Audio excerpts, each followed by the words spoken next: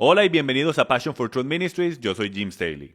Todos tenemos lindas memorias del ayer sentados en la mesa de la Navidad durante las Navidades celebrando el nacimiento de nuestro Señor, con nuestra familia, amigos y seres amados. Y hasta memorias de su resurrección en la primavera durante el tiempo de la Pascua. Bueno, yo quiero compartir con ustedes algunos de los resultados y conclusiones que comencé a descubrir en mi caminar mientras el Padre hace unos años atrás comenzaba a poner un vacío dentro de mí, un anhelo por algo más profundo que tuviese sustancia y que viniese de Él.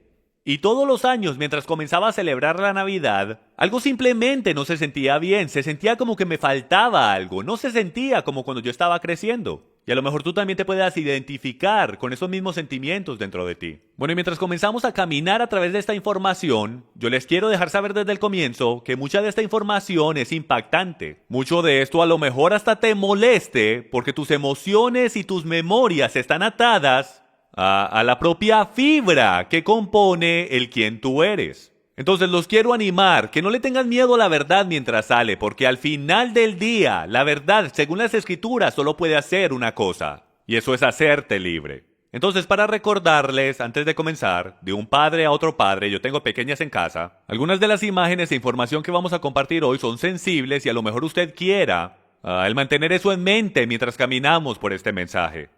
Entonces, para comenzar, de la primera cosa que vamos a hablar es en verdad sobre el auditar nuestras vidas, nuestra información y las cosas que creemos. Y comenzaremos con una cita del Grupo Barna. Esta es la organización más grande de encuestas cristianas y estudios de toda la nación. Ellos analizan toda clase de cosas en la cristiandad, desde nuestras doctrinas, nuestras creencias y para dónde se están moviendo las cosas en la cristiandad. Y en un reciente estudio de fin de año, esta fue su conclusión. El problema enfrentando a la iglesia cristiana no es que la gente está haciendo un juego entero de creencias. El problema es que tienen un juego entero de creencias en mente que creen que es congruente con enseñanzas bíblicas, pero no están ni dispuestos a ser comprobados en error ni a aprender nuevos entendimientos. Puede que sea que la evaluación espiritual es tan descomún porque la gente teme que los resultados indiquen la necesidad de estrategias diferentes de crecimiento o de involucrarse más agresivamente en el proceso de crecimiento. Sin importar cuál sea la razón, la conclusión entre ambos, el sacerdocio y los laicos, es la indiferencia hacia su reconocida falta de evaluación. Básicamente lo que eso está diciendo es que nosotros como creyentes hemos llegado a un punto donde no nos importa lo que la verdad es, no nos importa lo que desde su perspectiva, desde la perspectiva de Yahweh, Él quiere para nosotros. A nosotros hasta nos da miedo el averiguar estas cosas porque sabemos que dibujará una línea en la arena y no queremos tomar esas decisiones porque al final del día queremos lo que queremos. Estamos cómodos con la manera que vivimos la vida, estamos cómodos con nuestras actividades religiosas y tradiciones hechas por hombres en todo sentido. Y amigos míos, al final del día, yo no sé usted, pero yo solo quiero complacer al Padre. Solo fuimos puestos en esta tierra por un par de razones. Y es para levantar su nombre en la tierra y para asegurarnos que lo amemos con todo nuestro corazón, alma, mente y fuerzas. Y lo queremos hacer a su manera. Algunos de ustedes cuando empiecen a ver la información en este video, inmediatamente les va a entrar un pensamiento dentro de la mente que les va a querer decir, bueno, eso no es lo que significa para mí. Yo también tuve ese pensamiento cruzar mi mente unos años atrás, y el Espíritu Santo en una manera delicada me empezó a decir, Jim, en verdad no importa lo que significa para ti. Tú no eres el que está siendo adorado, yo soy el que está siendo adorado, solo importa lo que yo piense. Entonces, por favor, tenga eso en mente mientras vamos a través de la información en este video, porque al final del día, nuestro deber es el ajustar nuestras vidas a la verdad. No importa qué difícil, no importa qué emocional o lo traumático que sea, porque al final, cuando cruces el desierto, hay una tierra prometida esperando. Hay bendiciones cuando haces cosas bíblicas de manera bíblica. Entonces comencemos con esta cita. Por John Calvin, que dice esto. ¿Es fe entender nada y meramente someter tus convicciones implícitamente a la iglesia? Nosotros queremos entender por qué es que hacemos las cosas que hacemos. Por qué creemos las cosas que creemos y lo seguimos adorando a Él ciegamente.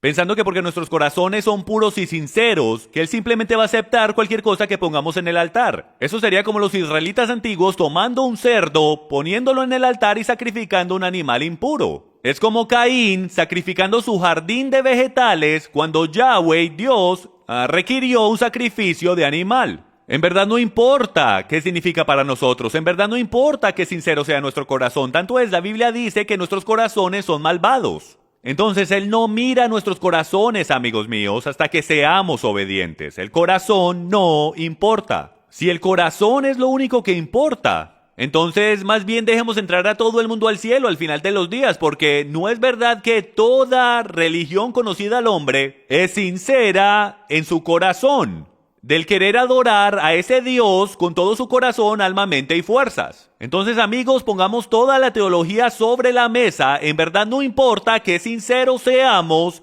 podemos estar sinceramente equivocados. Nos debemos asegurar que nuestra sinceridad y nuestra obediencia se alinee con las Escrituras, porque nos dicen las Escrituras que obediencia es mejor que sacrificio, porque podemos sacrificar todo lo que queramos, pero si no estamos haciendo y sacrificando de la manera que Él lo requirió, no vale de nada. Abraham Lincoln lo dijo de esta manera: la mejor manera de destruir a tu enemigo es de hacerlo tu amigo.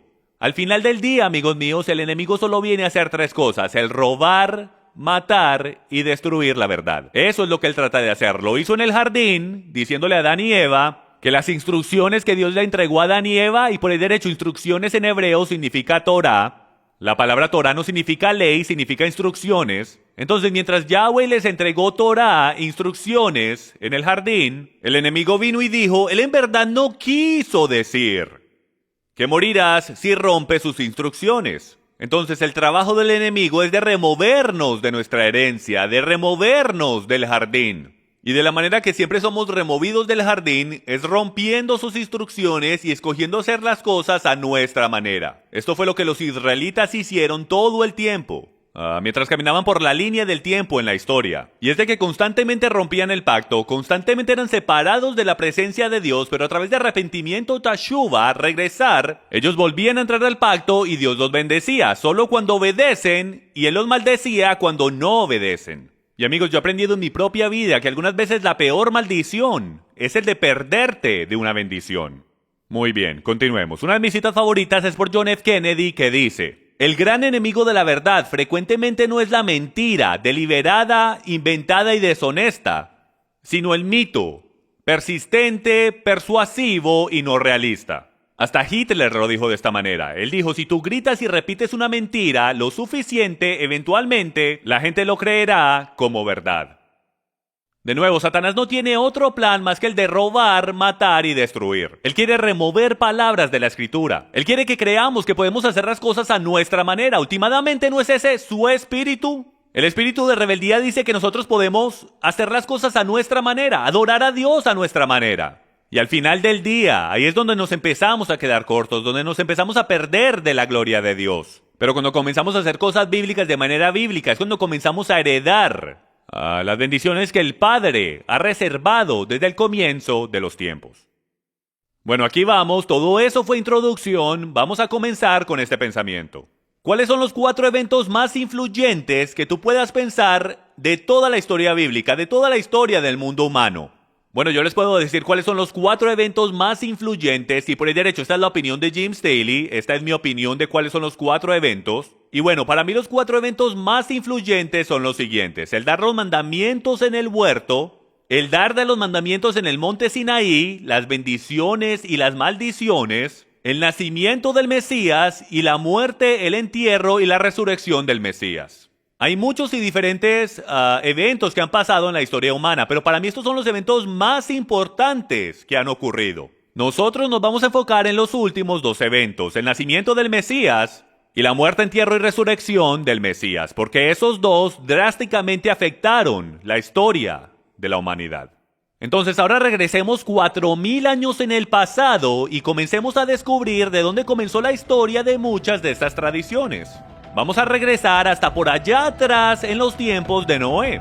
Tanto es, vamos a comenzar de la manera acostumbrada. Érase una vez, hace mucho tiempo atrás, había un hombre llamado Nimrod. Y Nimrod fue el bisnieto de Noé. Él era el hombre más popular de la tierra en aquel tiempo, tanto es, él era el rey de la tierra en aquel tiempo. Él fue el responsable por construir las ciudades de Babel, y a la Torre de Babel y la ciudad de Nínive, entre otras cosas. Y poniendo todo eso al lado, no hay duda alguna que él tenía increíble influencia entre la gente con que él vivía. Y lo que sucedía era que él tenía una increíble reputación de ser un hombre que tenía mucha, pero mucha fuerza. Él creó grandes ejércitos y él gobernaba el mundo en aquel tiempo, justo después del diluvio. Pero él estaba lleno de idolatría y codicia y borracheras y de rebeldía en contra de Dios. Y él tenía una increíble habilidad para engañar. Tanto yo supongo que él es bien parecido a lo que es un político de hace 4000 años atrás. Bueno, y Nimrod se casó con una mujer llamada Semiramis. Y Semiramis y Nimrod se convirtieron básicamente en rey y reina del mundo conocido en aquel tiempo. Bueno, en algún punto Nimrod se muere. Y él fue deidificado. Él fue la primera persona que fue deidificada en toda la tierra. Y a él lo hicieron el dios del sol, el cual terminó siendo Baal. La palabra Baal en sus escrituras puede ser rastreada a Nimrod. Entonces es un hecho interesante en la historia de que cuando ves la palabra Baal y Astarot, terminas regresando hasta esta historia de Nimrod y Semiramis. Entonces Baal ahora está reinando el universo como el dios sol. Y de alguna manera la historia dice, en la leyenda babilónica, de que Semiramis queda embarazada por los rayos del sol de su esposo muerto, Nimrod. Y ella da a luz a un pequeño bebé varón llamado Tamuz. Ahora, más adelante en la historia, mientras Tamuz crece y se hace un hombre, Tamuz en la actualidad se casa con su madre y tienen una relación muy sexual. Y de ese bebé Tamuz y de su madre Semiramis es de donde sacamos la historia de Cupido. Cupido, del día de San Valentín, la manera que la historia de San Valentín se desarrolló fue por Tamuz, que se casó y tuvo una relación no muy bíblica con su madre. Ok, regresemos a la historia de Tamuz. Tamuz, por 40 años, fue un gran cazador y tomó la posición de su padre gobernando el mundo. Y él tuvo increíble poder, pero más que nada, él fue un increíble cazador.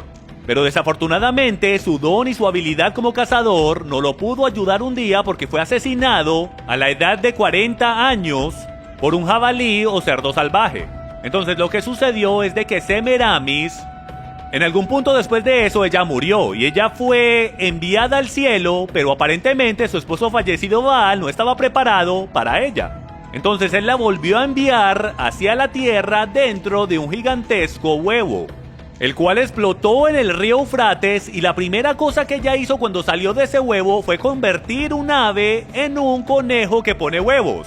Así es, extraño como suena, de ahí es de donde sacamos el conejo que pone huevos, de ahí es de donde sacamos el conejo de la Pascua. Ahora usted está diciendo, un momentico, ¿un huevo? Esto suena como un cuento de hadas. Bueno, es una leyenda babilónica, pero tienes que entender la cultura oriental de aquellos días. Y es porque los huevos eran un tremendo significado de fertilidad entre los dioses. Hasta creían que la tierra había nacido de un huevo gigantesco. Entonces no era sorprendente entre los teólogos de que la leyenda fuese de que Semiramis bajara a la tierra en un huevo, porque eso inmediatamente le diría a la gente de la tierra que esto era un dios, o en este caso una diosa, que esto es una deidad porque hay un huevo de fertilidad que está involucrado. Entonces lo que va a suceder ahora es que vamos a empezar a ver similaridades entre la celebración de la Pascua y las tradiciones que celebramos durante la Pascua, y todas esas tradiciones que son desde 2000, 3000 y 4000 años atrás. Entonces de entrada descubrimos que el conejo de la Pascua viene de ese acto el cual Semiramis hizo cuando salió del huevo. Veamos si podemos descubrir más tradiciones mientras caminamos por todo esto. Ahora, todas las primaveras, durante el primer domingo después del equinoccio invernal, durante el equinoccio de la primavera, ellos tenían lo que se llamaba Ishtar, el domingo de Ishtar. Y ellos hacían un servicio de madrugada. Ahora, esta parte de la leyenda es difícil de confirmar porque hay muchas diferentes versiones. Usted tome su propia decisión, si le parece bien o no.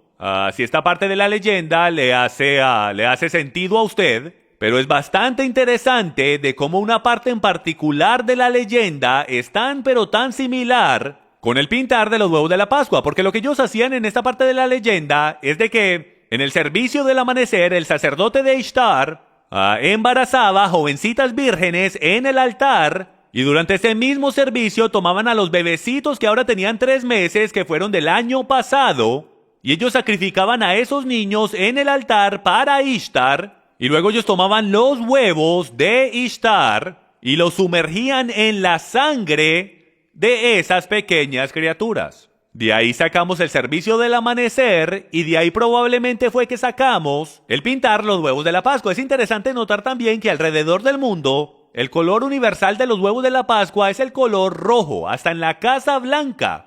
El color oficial de los huevos de la Pascua es el rojo rubí. Ahora, volvamos a Tamuz. Tamuz fue asesinado por un cerdo salvaje.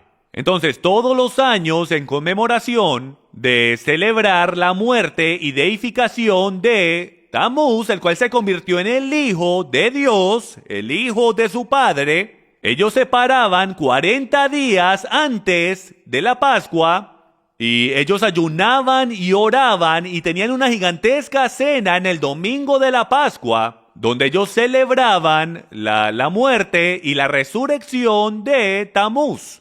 Ya que no saben qué cenaban ese domingo al anochecer. Así es, jamón de Pascua. Ellos mataban un cerdo en conmemoración a Tamuz, el cual fue asesinado por un cerdo salvaje. Y sí, los 40 días antes de la Pascua, lo que llamamos Cuaresma o lo que los católicos llaman Cuaresma, esos 40 días no vinieron, amigos míos, de los 40 días que Jesús estuvo en el desierto. Esos 40 días ya estaban implementados hace muchos y miles de años, antes de que Jesús siquiera apareciera. Eso viene de los 40 días de ayunar y orar por Tamuz antes de que celebraran la Pascua. Los 40 días de ayunar y orar de Jesús, y a mí me gusta llamarlo por su nombre hebreo, Yeshua, que significa salvación. El ayunar y el orar de Yeshua en el desierto por 40 días es solo una coincidencia. ¿Por qué? Porque el Padre conoce la verdad y el enemigo era la mano derecha del Padre y conoce las profecías. Y él sabía exactamente cómo todo estaba planteado. Y entonces él desarrolló todas estas tradiciones de hombres y todas estas leyendas, sean verdaderas o no sean verdaderas, pero él las desarrolló para desviarnos del tener entendimiento y que no podamos entender, para que cuando la verdad en la actualidad viniera, no la pudiésemos reconocer. El enemigo creó una farsa, y nosotros no la hemos tragado por completo y enterita. Pero ahora estamos aprendiendo de dónde viene todo esto. Descubrimos de dónde viene la Cuaresma, de dónde viene el jamón de la Pascua, de dónde viene el servicio del amanecer. Hemos hasta descubierto por qué escogimos el primer domingo después del equinoccio de la primavera, porque no lo escogimos. Siempre ha estado ahí durante la celebración de Ishtar. Ahora, lo que es interesante sobre Ishtar y Baal, o Semiramis y Baal, es los nombres. Encontramos estos nombres por todo lado en jeroglíficos egipcios, en todos estos, los jeroglíficos fenicios, en todos estos artefactos alrededor del mundo. Entonces, yo les voy a dar algunos de los nombres y el por qué comúnmente eran recordados por muchas de estas culturas y yo sé que ustedes los reconocerán inmediatamente. Primero que todo, en Egipto eran conocidos como Isis y Osiris. En Venecia eran reconocidos como Astarot y Baal, el mismo Astarot y Baal que puedes encontrar en tus escrituras. En Grecia eran conocidos como Afrodita y Adonis, o Eros, de donde sacamos la palabra erótico. Y en Roma eran conocidos como Venus y Cupido. Así es, de ahí es de donde sacamos el día de San Valentín y Cupido. Hasta en el lejano oriente, escuchen esto es interesante. Cupido era conocido como Zoroastro. Zoroastro está hecho de dos palabras, Zoro, que significa semilla de, y Astarot, que significa Ishtar. Entonces lo que Cupido en la actualidad significa en el lejano oriente es la semilla de Ishtar, o la semilla de su madre. Ok, eso viene de los archivos del estante, febrero 1994, volumen 2, libro 2. Hemos descubierto la Pascua, los huevos, el jamón, la Cuaresma, Cupido y San Valentín, el servicio de la Pascua, el servicio del amanecer y todo eso. Ahora nos queremos mover a las escrituras y mostrarles algunas conexiones con estos nombres. Porque usted ha leído estas escrituras y es increíble el cómo Yahweh siempre está tratando de hablarle a los israelitas y advirtiéndolos de que se mantengan alejados de Astarot y Baal. Entonces vamos a leer. Jueces 2:13 dice lo siguiente. Y dejaron a Yahweh y adoraron a Baal y a Astarot. Primero de Samuel 7:4 dice, entonces los hijos de Israel quitaron a los Baales y a Astarot y sirvieron solo a Yahweh. Y en Romanos capítulo 11 versículo 4 dice lo siguiente, Pero ¿qué le dice la divina respuesta? Me he reservado 7,000 hombres que no han doblado la rodilla delante de Baal. Ahora, lo que es interesante es que nosotros vamos a descubrir un poco más adelante en este programa cuál es esa tal imagen de Baal. Y más o menos por ahora ustedes deben de tener ese pensamiento del cual los advertí, de que eso no es lo que significa para mí. Yo celebro el nacimiento de Jesús y yo pongo todo mi énfasis en Jesús y yo celebro su resurrección. Y yo solamente me enfoco en Él. Bueno, tu corazón se podrá querer enfocar solo en Él y usted puede hacer lo que usted quiera. Pero la verdad del tema es que en verdad no importa qué enfocados estemos, qué sinceros seamos, qué puro sea nuestro corazón. Lo único que importa es si lo estamos adorando a Él de la manera que Él dijo que lo adoremos y si hay algo que estamos haciendo que lo esté ofendiendo. Y más adelante iremos a través de las Escrituras y veremos si hay alguna cosa que nos hable sobre la Navidad y la Pascua y si hay alguna clase de instrucción que nos permita el adorarlo de la manera que queramos. Pero mientras tanto, por favor mantenga una mente abierta mientras caminamos por estos hechos históricos y estos símbolos bastante sorprendentes, los cuales usted podrá ver que se movieron en el tiempo y terminaron en nuestras iglesias cristianas de hoy. Comenzaremos con una variedad de símbolos que hemos descubierto en arqueología e historia que están bastante relacionados con la cristiandad, la Navidad y la Pascua, la adoración al sol y la adoración pagana el día de hoy. Entonces vamos a comenzar con la más obvia o la más importante, la cual es Tammuz y su madre Semiramis. Si miran la pantalla podrán ver a Isis y Osiris, o también conocidos como Ishtar y Tammuz. Ahora, algunos deben de estar pensando, un momentico por favor. Yo celebro la Pascua y tú estás hablando de Ishtar. Easter o Pascua en español es la modificación en inglés a la palabra Ishtar. En otras palabras, si dices Ishtar en inglés es pronunciado Easter. Así fue como evolucionó la etimología de esa palabra con el tiempo. Lo que yo quiero que ustedes vean es lo que está sobre su cabeza. Es una luna creciente y en el centro de esa luna creciente es en actualidad un símbolo del sol. Entonces, el símbolo de poder de Isis o Ishtar era la luna creciente sosteniendo al propio sol, su marido fallecido, Baal, el dios sol, y pueden ver al bebé ahí, el cual se alimenta de su seno. Y Ishtar era conocida como la diosa del este, la diosa de los senos expuestos del oriente o de la madrugada. Por eso era que tenían un servicio en la madrugada durante la Pascua. Su esposo, por lo contrario, era el dios del occidente, el sol poniente. Entonces tenías a la diosa, su esposa Easter, de donde se levanta el sol, y luego tenías a su esposo, el cual es el dios del occidente, en la puesta del sol, cubriendo todo el día entero, diciendo que los dioses paganos reinaban la tierra. Ahora nos moveremos por el resto de estos símbolos mientras caminamos por todo esto el día de hoy. Aquí en la pantalla pueden ver una imagen tallada pagana de la deidad solar Baal-Hadad, detallada como un disco en una luna creciente, ¿ok? Ustedes pueden ver ahí en la mitad de la pantalla la media luna sosteniendo la imagen del sol, lo cual es el dios pagano, junto con la luna creciente, la cual siempre lo rodea. Ahora, como pueden ver que el símbolo principal para el dios del sol era la luna creciente, con el sol encima de ella o ajustado en la mitad de la luna creciente, nos moveremos ahora a algo que es bastante controversial pero verdadero históricamente. Y es de que la Eucaristía católica es en la actualidad el sol que está adentro de esa luna creciente. Les mostraré algunas imágenes de la Eucaristía actual en diferentes posiciones y usted podrá ver que no solo es similar, es idéntico. De aquí fue que sacaron los símbolos. Pueden ver aquí, este es un objeto en particular que sostiene la Eucaristía y encontré esto en línea y esto es lo que la cita dice. No puse el nombre de la iglesia por obvias razones, pero básicamente este fue su anuncio para un viernes en particular. Dice, la adoración eucarística se celebra el primer viernes de cada mes, con el propósito de honrar y orar al bendito sacramento. Ahora, yo no sé usted, pero mi Biblia dice que le oremos al Padre, nuestro Padre. Yeshua, Jesús dijo que le oráramos al Padre. Él no dijo que le oráramos a objetos estáticos,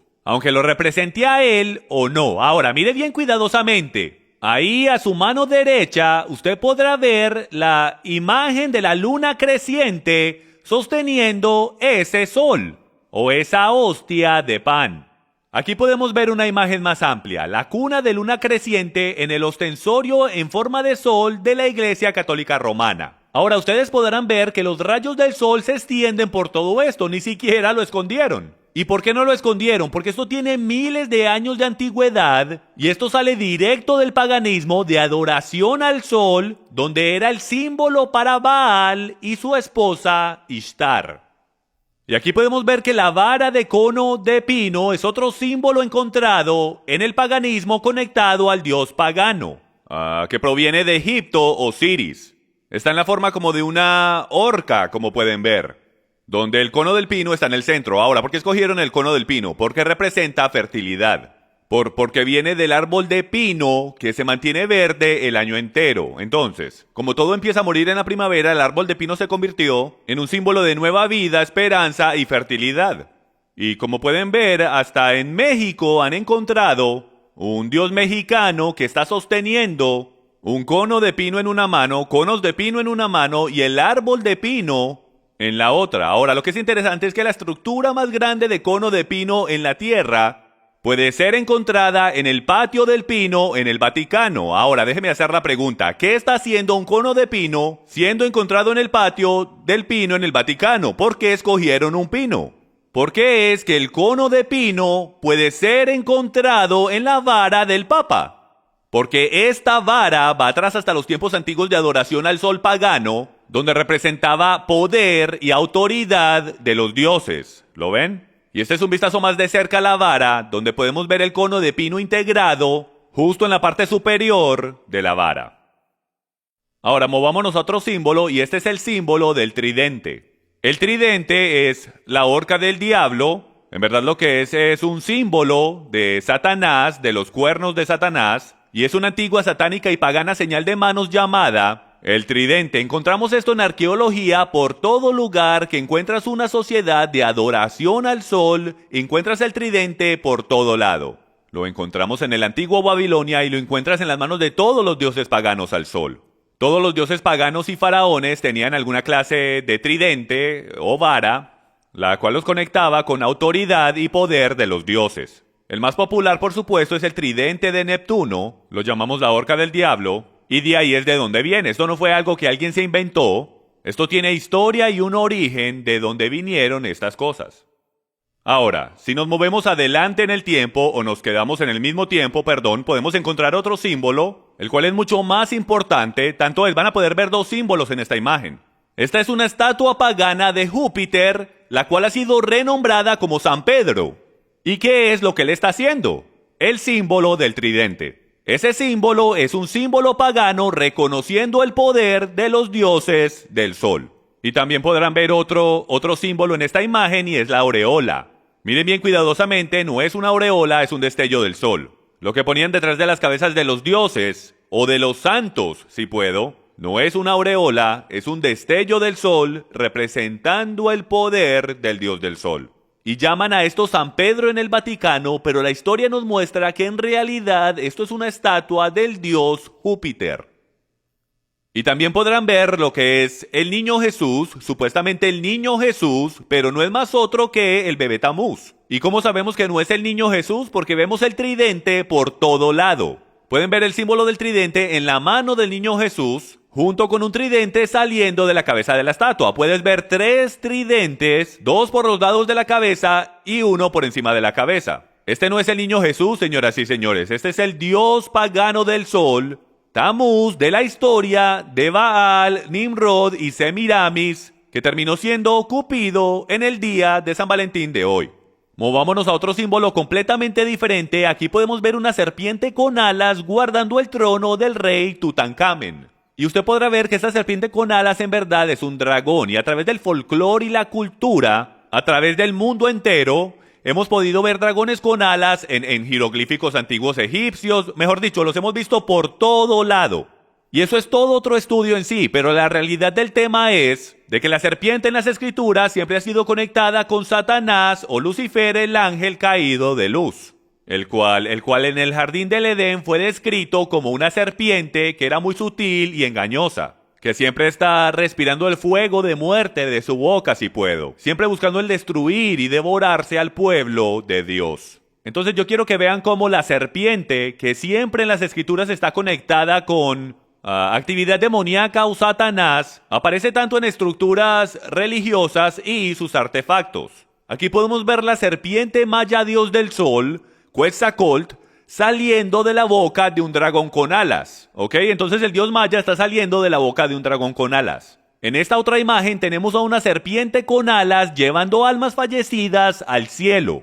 Y si lo miran bien cuidadosamente, pueden ver que las almas fallecidas están montadas en la espalda de la serpiente. Y pues ha sido interpretado de que la serpiente con alas va en camino al cielo y se está llevando a su gente con él. Y yo les voy a sugerir que no es para el cielo para donde él va. Aquí podemos ver otra serpiente con alas, la serpiente con alas que hemos visto por miles de años en el paganismo, como manija de la puerta en la Catedral de San María en San Francisco, California. Ahora déjenme les pregunto, ¿qué está haciendo una serpiente con alas en cualquier artefacto religioso o edificio religioso que esté conectado con Yeshua el Mesías, Jesús el Cristo, nuestro Redentor y Salvador? No debería estar ahí.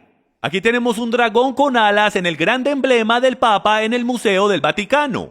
¿Por qué hay un dragón con alas en el emblema papal en el Museo del Vaticano? El mismo dragón con alas que vemos a través del paganismo.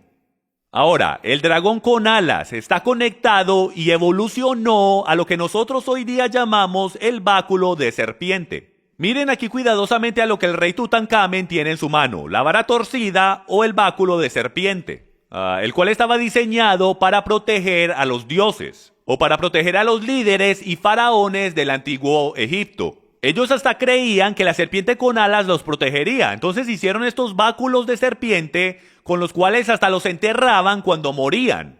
Pues la creencia era que los protegería y les daría poderes en la otra vida. Aquí también podemos ver a la diosa griega Atena sosteniendo el báculo de serpiente en su mano derecha, el cual es un símbolo de poder y autoridad. Aquí tenemos a un rey de Mesopotamia con su vara torcida de adivinación que representa el báculo de serpiente. Aquí podemos ver el báculo de serpiente católico romano de los obispos y también de los altos oficiales de la Iglesia Católica. Si miramos bien cuidadosamente, podemos ver que hay una serpiente con alas metida en la curva de ese báculo. Los báculos de todos los obispos y de los altos oficiales de la Iglesia. Ahora, vuelvo a preguntar, ¿por qué encontramos la serpiente con alas, la misma serpiente con alas que encontramos hace 2000, 3000 y 4000 años en adoración pagana al sol? Lo mismo que hemos encontrado en la antigua cultura egipcia, lo cual sabemos que es Hasatán o Satanás. Aquí tenemos otra imagen, el báculo de serpiente católico romano de los obispos y también de los altos oficiales de la iglesia. Otra vez, el mismo báculo, el cual termina siendo la cabeza de una serpiente. En esta otra imagen podemos ver otro báculo de serpiente católico romano en una iglesia en Italia. Y ustedes pueden ver que en actualidad es un dragón. Esa vara en actualidad es la cabeza de un dragón. Aquí podemos ver otra imagen en un museo de un obispo católico o un sacerdote sosteniendo la bácula en su mano. Aquí podemos ver una de las imágenes más increíbles de la bácula de serpiente aquí a su mano derecha. Y si usted mira cuidadosamente, en actualidad es un rey. Y encima de la cabeza del rey es el cuello de la serpiente o la cabeza de la serpiente. Y empieza a girar hasta que en la actualidad veas la cabeza de la serpiente. ¿Y qué es lo que está saliendo de su boca? Es el fuego de la serpiente. Entonces, yo no sé ustedes, amigos míos, pero de la corona del rey, de mi rey, ciertamente no está saliendo la serpiente, la misma que engañó a Adán y Eva en la antigüedad. Pero vemos eso aquí y básicamente en cada una de las báculas católicas romanas y también en las báculas egipcias y por todo ese pasaje de tiempo.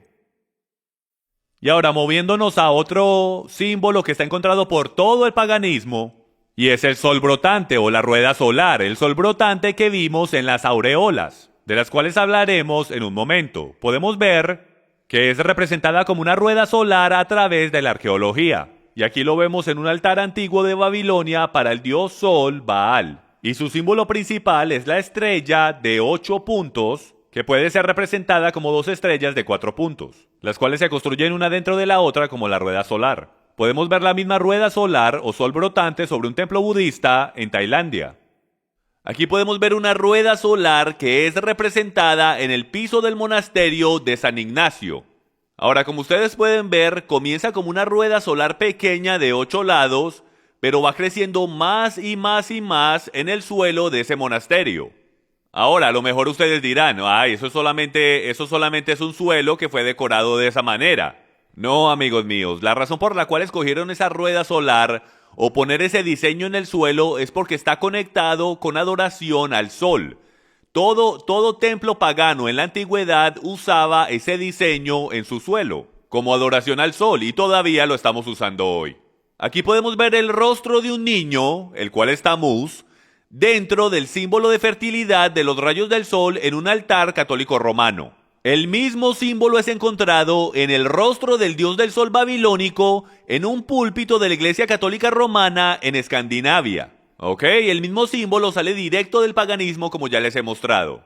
Ok, esta es probablemente una de las imágenes más increíbles que tengo. Usé el programa Google Tierra para tomar una imagen satelital y paré unas cuantas millas en el aire y miren lo que encontré. Esta es la rueda solar más grande en la Tierra y está en el patio de San Pedro en el Vaticano en Roma. Amigos, y para que vean que no estoy inventando nada, hay 8 cuadrantes en esta rueda, la misma cantidad de cuadrantes que puedes encontrar en las ruedas solares de adoración pagana. No, y para que se sorprendan más, ahora les voy a mostrar qué es lo que está en el centro de esa rueda. Pero antes de hacer eso les voy a hacer una pregunta. ¿Por qué están esas líneas pintadas si no es una rueda solar? La realidad es que estos artefactos, que este edificio fue construido para que fuera una rueda solar. Y se los digo porque hoy en día, en estos tiempos modernos, ya sabemos que esto está conectado a la adoración pagana del sol. Ahora miren esto, el disco solar detrás de la cabeza de una estatua católica romana en la Catedral Westminster en Londres. ¿De dónde sacaron ellos esa idea?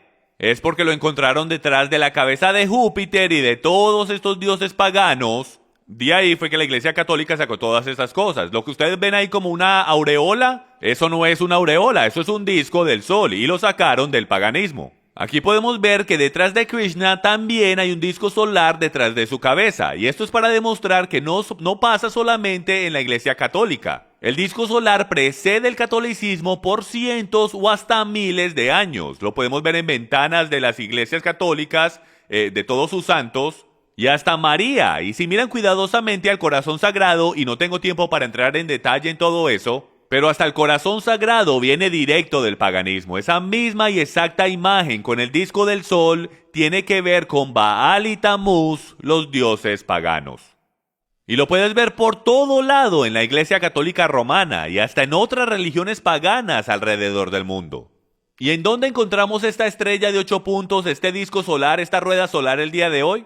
En ningún otro lado que el árbol de la Navidad. Y yo sé que a todos nos han enseñado que la estrella en el árbol representa la estrella de Belén que los reyes usaron para encontrar al bebé Jesús. Pero desafortunadamente la estrella de los antiguos dioses paganos precede la estrella del árbol de Navidad, la estrella de Belén, por miles de años. Estaban tomando el disco solar y lo estaban conectando a lo que ustedes van a conocer como el árbol de Nimrod.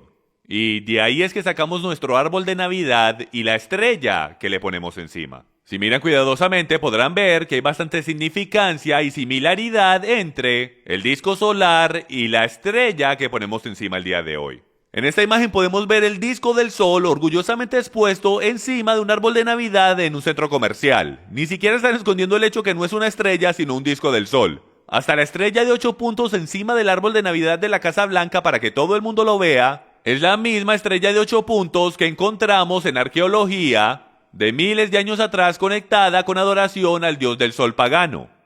Esta es una increíble cita que encontré durante mis estudios mientras trataba de hacer una conexión entre Ishtar y la estrella de 8 puntos. Y dice que en Uruk, una ciudad antigua de Sumeria, en el sur de Irak, descubrieron tablas de 3000 años de antigüedad, las cuales indican la identidad celestial de Ishtar como la estrella de 8 puntos. Y usted puede ir a buscarle el recurso por usted mismo. Es sorprendente para mí, amigos míos, cómo hemos tomado todas estas tradiciones que creemos que nos inventamos recientemente, cuando cada una de ellas puede ser rastreada a algo que alguien hizo, el cual no quería a nuestro Dios, lo odiaba. El enemigo ha creado un Dios falso Y el hombre se ha robado todas esas tradiciones y hemos estado adorando al Dios de Abraham, Isaac y Jacob de la misma manera que los antiguos han adorado a sus dioses paganos. Y la pregunta del millón que tenemos que responder al final de esta enseñanza es si podemos adorar a Dios de la misma manera que los antiguos paganos lo hicieron. Y sí que vamos a responder esa pregunta. Ok, la palabra obelisco literalmente significa asta o mástil de Baal, o el órgano de reproducción de Baal. Y casi siempre está ubicado en el centro de un círculo, el cual representa las genitales femeninas y el acto físico sexual.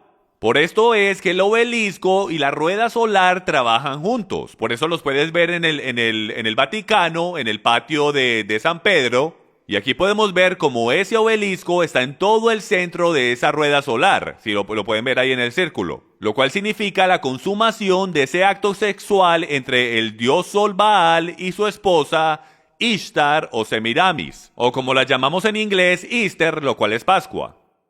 Antes de que continuemos hablando del obelisco, les quiero contar una historia sobre lo que dicen en Egipto de dónde vino el obelisco.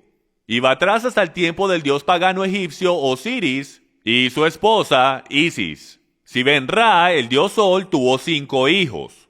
Y ahora mismo vamos a hablar sobre 3 de ellos. Los 3 hijos eran Osiris, Isis y su hermano Set. Osiris se termina casando con su hermana Isis.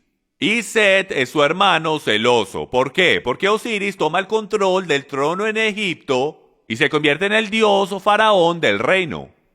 Y como les dije, Set es un hermano bastante celoso. Y entonces él quiere matar a su hermano Osiris y él desarrolla un increíble plan teniendo una gigantesca fiesta en la cual él construye una gigantesca caja. Y él construye esta caja con las dimensiones exactas de su hermano Osiris. Él de alguna manera encuentra las dimensiones de los hombros, la cabeza, el pecho, todas las dimensiones de Osiris y todo el mundo deseaba esta caja, todo el mundo deseaba tenerla. Y entonces él desarrolló un plan bien astuto y dijo que le daría la caja a cualquiera que se acostara dentro de la caja y cupiera. Bueno, como se pueden imaginar, Osiris se acostó dentro de la caja y cupo perfectamente. Y en ese momento usted hizo que sus siervos le pusieran la tapa encima, lo sellaran con clavos y lo tiraran en uno de los ríos de Egipto. Y él murió. Bueno, esto no sentó muy bien con su esposa Isis, la cual tomó el trono y ella decidió darse la tarea de encontrar el cuerpo fallecido de su esposo en el río Nilo. Y mientras ella lo encontró para enterrarlo apropiadamente, Set se dio cuenta y él interrumpió el regreso de ella hacia Egipto. Y tomó el cuerpo sin que ella lo supiera, la volvió a engañar, tomó el cuerpo y lo cortó en 14 diferentes pedazos y los regó por todas las ciudades de Egipto. Con una excepción. El órgano masculino, el órgano reproductivo de Osiris, él lo tiró en el río Nilo, el cual luego fue, según la leyenda, comido por los peces. Y ese fue el único órgano que ella no pudo encontrar. Ella encontró todas las otras partes de su cuerpo, pero esa parte no la pudo encontrar. ¿Por qué es eso importante? Porque sabemos que hasta desde los tiempos antiguos, por las historias en Corintio, hoy día sabemos que tenían hasta 1000 hombres y mujeres prostitutos en Corintio solamente. La fornicación, homosexualidad, todas esas cosas eran muy prevalentes en culturas antiguas. Fertilidad. Era para todos ellos la cosa más importante. El ser promiscuo era mucho más aceptado de lo que es hoy en día, si pueden creer eso. Entonces esto era bien importante, de que ella encontrara este órgano reproductivo de su esposo, el cual representaba poder, fuerza, fertilidad y el pasar los genes y la majestad a la próxima generación. Entonces, como ella no pudo encontrar el órgano masculino de su esposo, ella decidió conmemorarlo construyendo estos pilares en Egipto que serían levantados como un memorial de su poder, en la forma de un obelisco de concreto o de piedra. Y ese obelisco, lo sabemos por algunas fuentes, es donde ellos creen que el espíritu viviente de ese dios Sol está viviendo.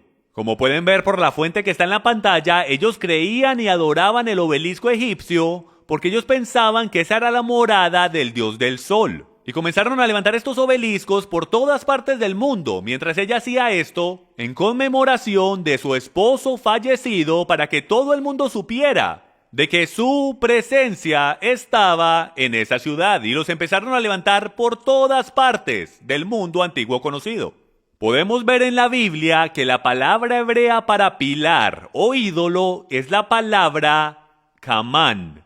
Y Kamán literalmente significa ídolo del sol o pilar del sol. Y aquí está como es usado en Isaías 27:9.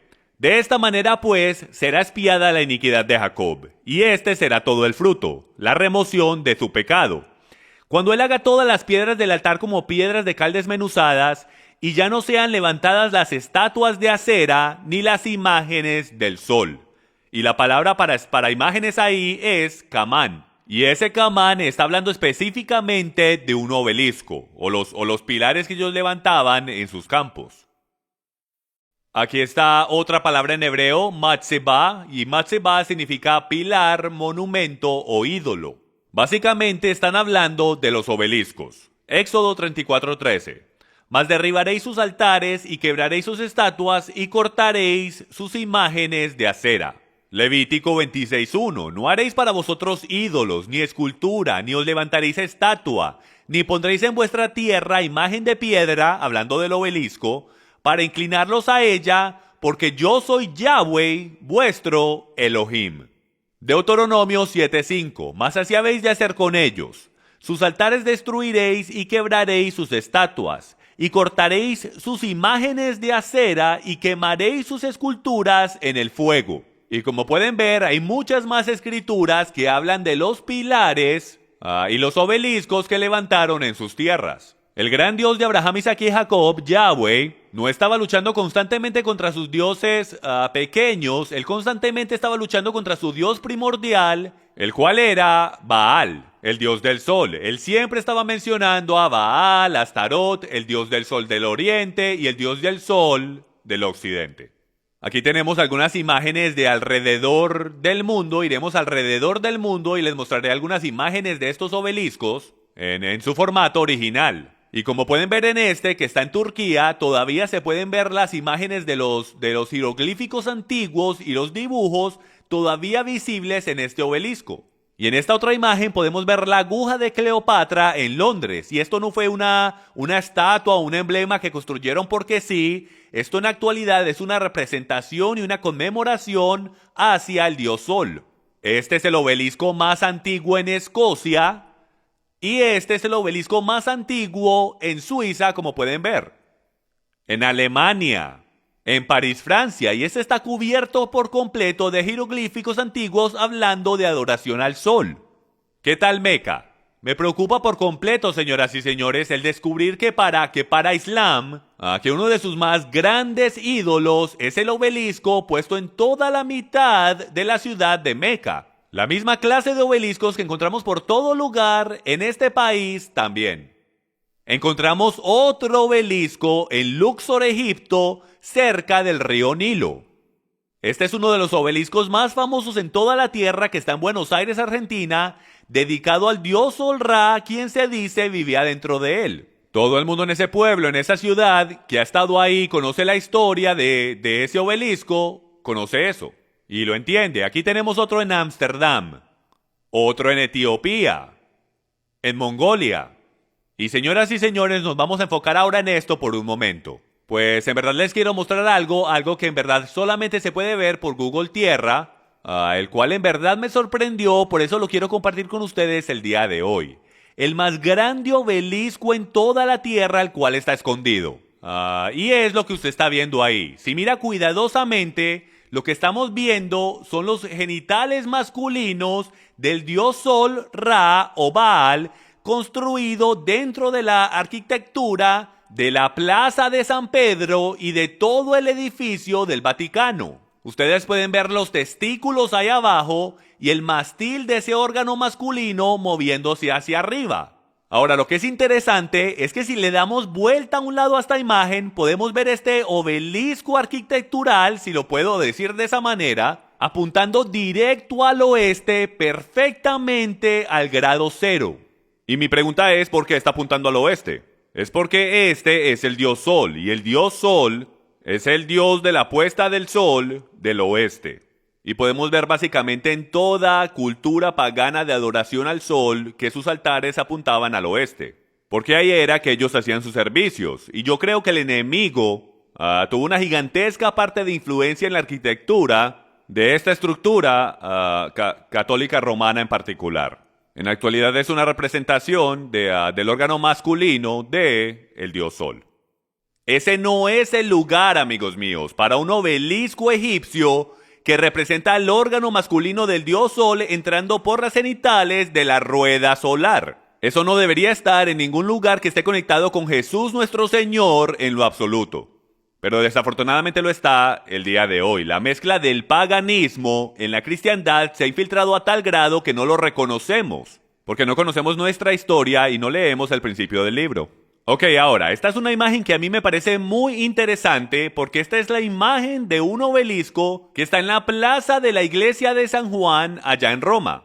Y es en la actualidad la iglesia del Papa, es la catedral del Papa. Entonces yo les voy a leer la descripción de dónde es que viene este obelisco en particular, porque yo creo que va a ser sorprendente de que ustedes reconozcan que este no es un obelisco que fue levantado recientemente en estos días modernos. Aquí tenemos de dónde es que viene este obelisco. El obelisco egipcio que se encuentra en la plaza de San Juan Laterín es el más grande en existencia. Originalmente tallado durante el reino del faraón Mosé III, estuvo levantado en el templo de Amán de Tebes, dios del sol, pero fue removido hacia Roma por el emperador Constantino en los años 317 a 361 y puesto en el Circus Maximus. En 1587 el Papa Sixtus V levantó el obelisco roto, sucio, caído y olvidado e hizo que lo repararan y lo pusieran en la Piazza S. Giovanni en Laterano. Lo que es bien interesante es que hasta Moisés pudo haber visto este mismo obelisco cuando estaba en Egipto. Ahora, este obelisco, supuesto a honrar los dioses del sol, está ahora al lado de lo que los católicos llaman la suprema madre de todas las iglesias, la catedral oficial del obispo de Roma, el Papa. Entonces tenemos literalmente un obelisco de 3.000 a 4.000 años de edad construido para los dioses del sol de Egipto, ahora puesto en la Catedral de Santa María. ¿Qué tal el monumento a Washington? ¿Ese es un monumento? Por supuesto que lo es, pero no es un monumento a nuestro Dios. Es un monumento al Dios Sol. No puede ser ninguna otra cosa que un monumento a Él. No es simplemente un pedazo de arquitectura, amigos míos. Esta es la misma y exacta estructura que construían en el antiguo Egipto para los dioses del Sol, y lo hemos demostrado hoy. Déjenme les hago una pregunta. ¿Dónde podemos encontrar este símbolo primordial del dios del sol hoy? ¿Este símbolo primordial del obelisco? Le sorprendería a usted descubrir que lo encontramos en nuestras iglesias. Así es, señoras y señores, el obelisco que representa la adoración al dios del sol terminó en nuestras iglesias alrededor del mundo. Nosotros los llamamos campanarios, pero eran llamados obeliscos en el Egipto antiguo. Si un faraón o un egipcio antiguo estuviese vivo hoy, ellos entraran y se sintieran bien cómodos entrando a la mayoría de nuestras iglesias el día de hoy. Porque ellos dirían, wow, esto es algo a lo que yo me puedo conectar, esto es algo a lo que yo me siento familiarizado, esto es adoración al sol.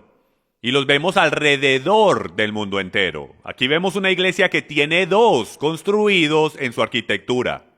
Señoras y señores, el obelisco, el símbolo primordial de adoración al sol, no debería estar en ningún lado. Este símbolo pagano de adoración al sol egipcio no debería estar en nuestras iglesias ni en nuestras sociedades cristianas de hoy. Esto lo vemos básicamente en todas las denominaciones, no importa si es católico, o sea cristiano bautista, o sea pentecostal, no importa cuál sea la denominación, vemos esto por todo lado. Ahora, llegamos a la pantalla que dice, pero eso no es lo que significa para mí. Yo sé que lo están pensando, pero la realidad es que no importa lo que significa para usted. ¿Por qué es tan difícil que podamos entender eso? ¿Por qué es tan difícil que entre en nuestros corazones y mentes que solo importa lo que significa para él? Ciertamente ninguno de nosotros nos pusiéramos una cadena que fuese un símbolo pagano. Pero sin embargo, construimos iglesias con símbolos que ni siquiera sabemos que son satánicos. Tenemos celebraciones que se rodean a sí mismas con símbolos paganos. Y sin embargo, como no las conocemos, pensamos que están bien. Pero la realidad es que el gran Dios de Isaac, de Abraham, Isaac y Jacob, Él sabe qué significan esos símbolos. Entonces, desde su perspectiva, él ve esos símbolos y le recuerda de cuando pasaban a sus hijos por el fuego de Molec, le recuerda de los infantes que fueron asesinados y sacrificados en los altares de Ishtar, le recuerda de toda la adoración al dios del sol, le recuerda de su pueblo que se alejó de él, que le dieron la espalda y sirvieron a otro dios. Es un símbolo recordatorio para él y por esa simple razón, nosotros deberíamos deshacernos de esos símbolos, ponerlos al lado, quemarlos como lo hizo Nehemías, y a todos, Jeremías y todos los profetas del pasado que derrumbaron los lugares altos y destruyeron los pilares. Aquellos los cuales derramaron su sangre, sus hijos, sus fuerzas, lo hicieron todo por destruir estos lugares altos mientras nosotros los levantamos otra vez. No importa qué significa para nosotros, importa lo que significa para él. Entonces, más vale descubramos exactamente lo que es y lo haremos a través de este programa mientras vamos a través de unas escrituras que a lo mejor usted nunca ha leído antes, que están dictando exactamente las fiestas que estamos celebrando hoy. Y descubriremos si sí o no. En la actualidad podemos continuar celebrando estas cosas desde nuestra perspectiva y hacernos los ciegos a su corazón. Ahora, ¿cuándo creen ustedes que era el cumpleaños de Nimrod y Tamuz? En el primer día del año, cuando el sol es renacido. ¿Y en qué día del año creen ustedes que el sol es renacido? En el medio de invierno, en el solsticio invernal, el 25 de diciembre, así es. De ahí es donde sacamos el 25 de diciembre, el día de la Navidad, como el día en que nació Jesús. ¿Por qué fue que escogimos el 25 de diciembre como el día de su nacimiento? ¿De dónde salió ese día? Muy sencillo, Jesús era el Hijo de Dios. Tamuz era el hijo de los dioses. Tamuz era el hijo de su padre, Baal. Entonces los paganos y los cristianos que salieron directo del paganismo en Roma ya estaban adorando al dios del sol. Durante los domingos en Roma, que es de donde sacamos el adorar los domingos. Solía ser que los primeros cristianos adoraban los sábados, pero fue cambiado al domingo porque todos los paganos adoraban al dios del sol en su día domingo y también lo adoraban en su cumpleaños en el 25 de diciembre. Entonces, naturalmente, cuando Jesús entró en la escena y Constantino supuestamente fue salvo en los años 300, ellos comprometieron la verdad para hacerlo más fácil que la gente se convirtiera a la cristiandad, haciendo el cumpleaños de Jesús en el mismo cumpleaños de sus dioses paganos, el cual ellos ya estaban celebrando. De ahí fue que salió el 25 de diciembre. Una de las celebraciones paganas y cultistas más grandes ocurría durante el solsticio del invierno. ¿Por qué? Porque ese es el tiempo cuando el sol es renacido, cuando los días del año comienzan a hacerse más largos, por lo tanto los cumpleaños de los dioses del sol coincidían con ese día. El 25 solía ser el 21, pero con el cambio del calendario juliano fue cambiado al 25. Podemos ver aquí, esta es una imagen antigua de Nimrod. Todos los dioses del sol de toda región pueden haber tenido diferentes nombres, pero todos pueden ser rastreados al original dios del sol, Baal, también conocido como Nimrod. Miren esta foto de él con esa barba larga, y creo que ya se pueden imaginar para dónde voy con esto. Mientras comenzamos a descubrir la celebración del 25 de diciembre, cómo fue conectada hasta con el propio Santa Claus. Algunos de los nombres que Baal tenía eran estos. En Persia era Mitras. Y usted puede hacer un estudio usted mismo de esto. Esto en verdad que es fascinante. Si usted estudia la adoración cúltica y pagana de Mitras, usted podrá ver unas increíbles conexiones con algunas de las cosas que hacemos en la cristiandad. Y esto fue 500 años antes del nacimiento de Yeshua, antes del nacimiento de Jesús. Y era llamado el nacimiento del inconquistable sol, Mitras. Osiris, Horus y Ra en Egipto. También era llamado Atis en Roma. Y para celebrar los cumpleaños, los romanos tenían una gigantesca fiesta llamada la fiesta de Saturnalia. ¿Y cuánto creen que duraba? Así es, 12 días, que es de donde sacamos los 12 días de la Navidad. Y es directo de la fiesta de Saturnalia, que viene directamente de la fiesta del solsticio del invierno o del solsticio invernal. ¿Y cómo creen ustedes que los caldeos llamaban a este día? Hoy lo llamamos Navidad, pero en aquellos días los caldeos lo llamaban el día de Yule. ¿Y saben lo que la palabra Yule literalmente significa? Significa el día del infante. Y ciertamente no estaban hablando de Jesús. Ellos estaban refiriendo a Tamuz, quien era el Hijo de Dios, quien un día iba a regresar para salvarlos del mundo. Si ven, Satanás no puede hacer más nada que tomar la verdad, torcerla y tratar de que la gente le crean. Y eso fue lo que hizo con la historia del nacimiento y muerte de nuestro Señor. Y es de que él hizo una copia de eso en el paganismo, y en algún punto su plan era de tomar el paganismo y el mezclarlo con la cristiandad, porque cuando tú mezclas lo santo con lo profano, las escrituras llaman eso inmundo. Yahweh no acepta nada que sea inmundo. Debe de ser limpio, debe de ser separado y santo. Kadosh en hebreo. Ahora, ¿le suena esto familiar? Movámonos a este personaje llamado Odín, porque aquí vamos a empezar a entrar en un poco más de detalle de dónde vienen todos estos símbolos en nuestras celebraciones. Juntamente con la celebración de los dioses del sol, los de Escandinavia también adoraban a Odín, quien era el dios de la bebida intoxicante y extasía, tanto como el dios de la muerte. Y como la fiesta de Saturnalia lidiaba con todas esas cosas, él naturalmente se hizo el dios más popular de la fiesta de Saturnalia, la cual es una celebración hacia el dios del sol que la podemos rastrear hasta Baal. Bueno, ya que no saben en quién se convirtió este personaje, mírenlo bien, mírenlo bien. Se convirtió en Santa Claus, así es. Odín o Wodan era el dios de sabiduría, magia y conocimiento oculto, adivinanzas, poesía y guerra. Su nombre significaba el inspirado. Y ustedes van a poder ver, mientras vamos a través de todas estas pantallas, de que Santa Claus o Odín es bastante parecido a Jesús o Yeshua, lo cual significa salvación. Vamos a ver a un dios Odín, el cual salva, y vamos a ver a otro llamado Yeshua que salva. Y yo quiero que presten mucha atención a las características de este tal Odín, porque es sorprendente el ver lo similares que son y cómo Satanás se trata de esconder como un ángel de luz, como dicen las escrituras. Él era un hombre alto, viejo, que tenía una larga barba blanca y también cargaba una lanza o báculo. Y si recuerdan el estudio que acabamos de hacer del báculo de la serpiente, cualquiera que cargue ese báculo está conectado al poder del báculo de la serpiente, lo cual es el mismo Satanás. Continuemos. Él viajaba alrededor del mundo en un caballo blanco que tenía 8 patas, lo cual en tradición antigua es el número de transportación. De aquí fue que sacamos a los 8 renos de Navidad. Usted dirá, Jim, son 9 renos. Originalmente eran 8. Rodolfo fue agregado en tiempos modernos, eran 8 renos. Y eso viene del caballo blanco de 8 patas en el cual Odín siempre andaba. Usted puede encontrar todo esto fácilmente, es conocimiento común en el internet. En las enciclopedias también puedes ver a Odín y todas las referencias que tienen que ver con él. En básicamente todas las versiones de Santa Claus, él siempre andaba con un demonio, o lo que se convirtió hoy en día en los duendes o los enanitos. En básicamente todas las versiones, él siempre andaba con un ayudante oscuro, como pueden ver ahí en esa foto. Pueden ver el monstruo, el demonio ese con la lengua afuera. Bueno, eso era llamado un Krampus. Los Krampus o los ayudantes oscuros seguían a Santa Claus a todo lado y si los niños se portaban mal, los Krampus los golpeaban, ¿ok?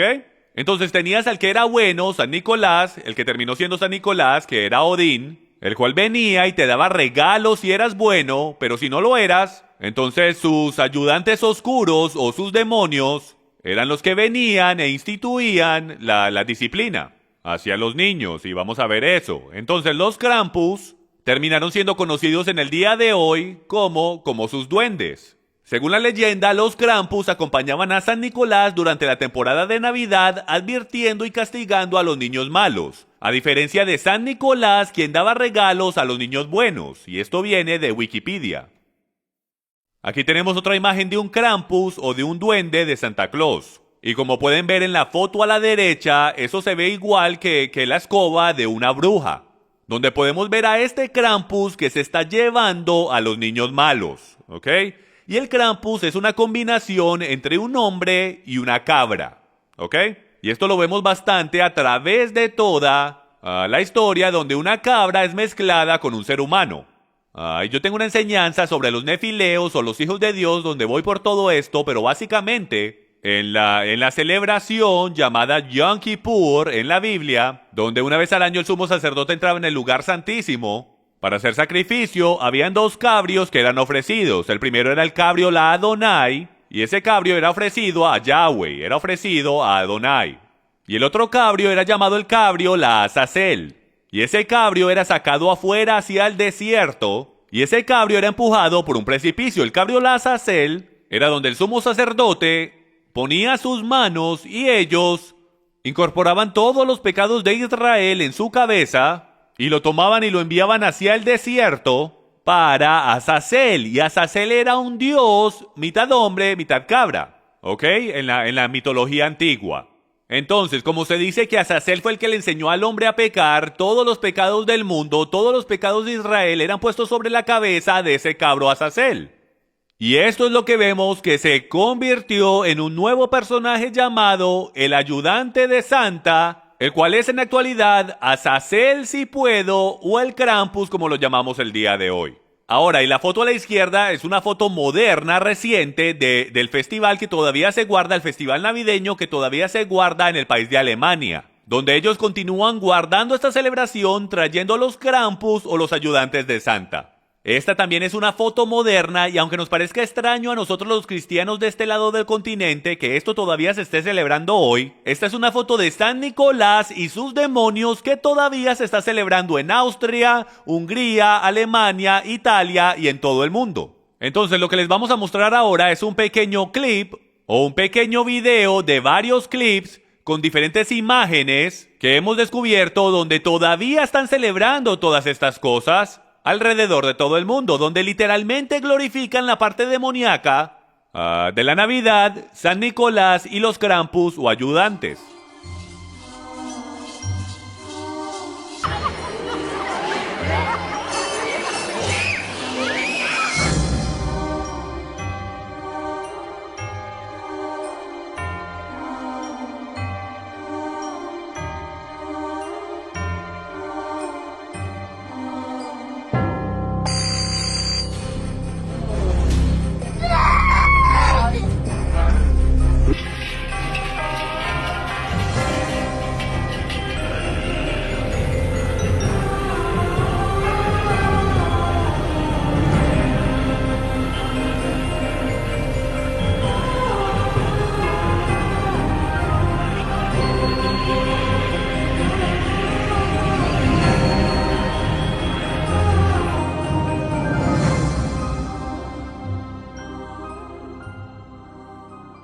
Yo lo sé y créanme que me disculpo. Yo sé que las cosas parece que se ponen peor, ¿no es así?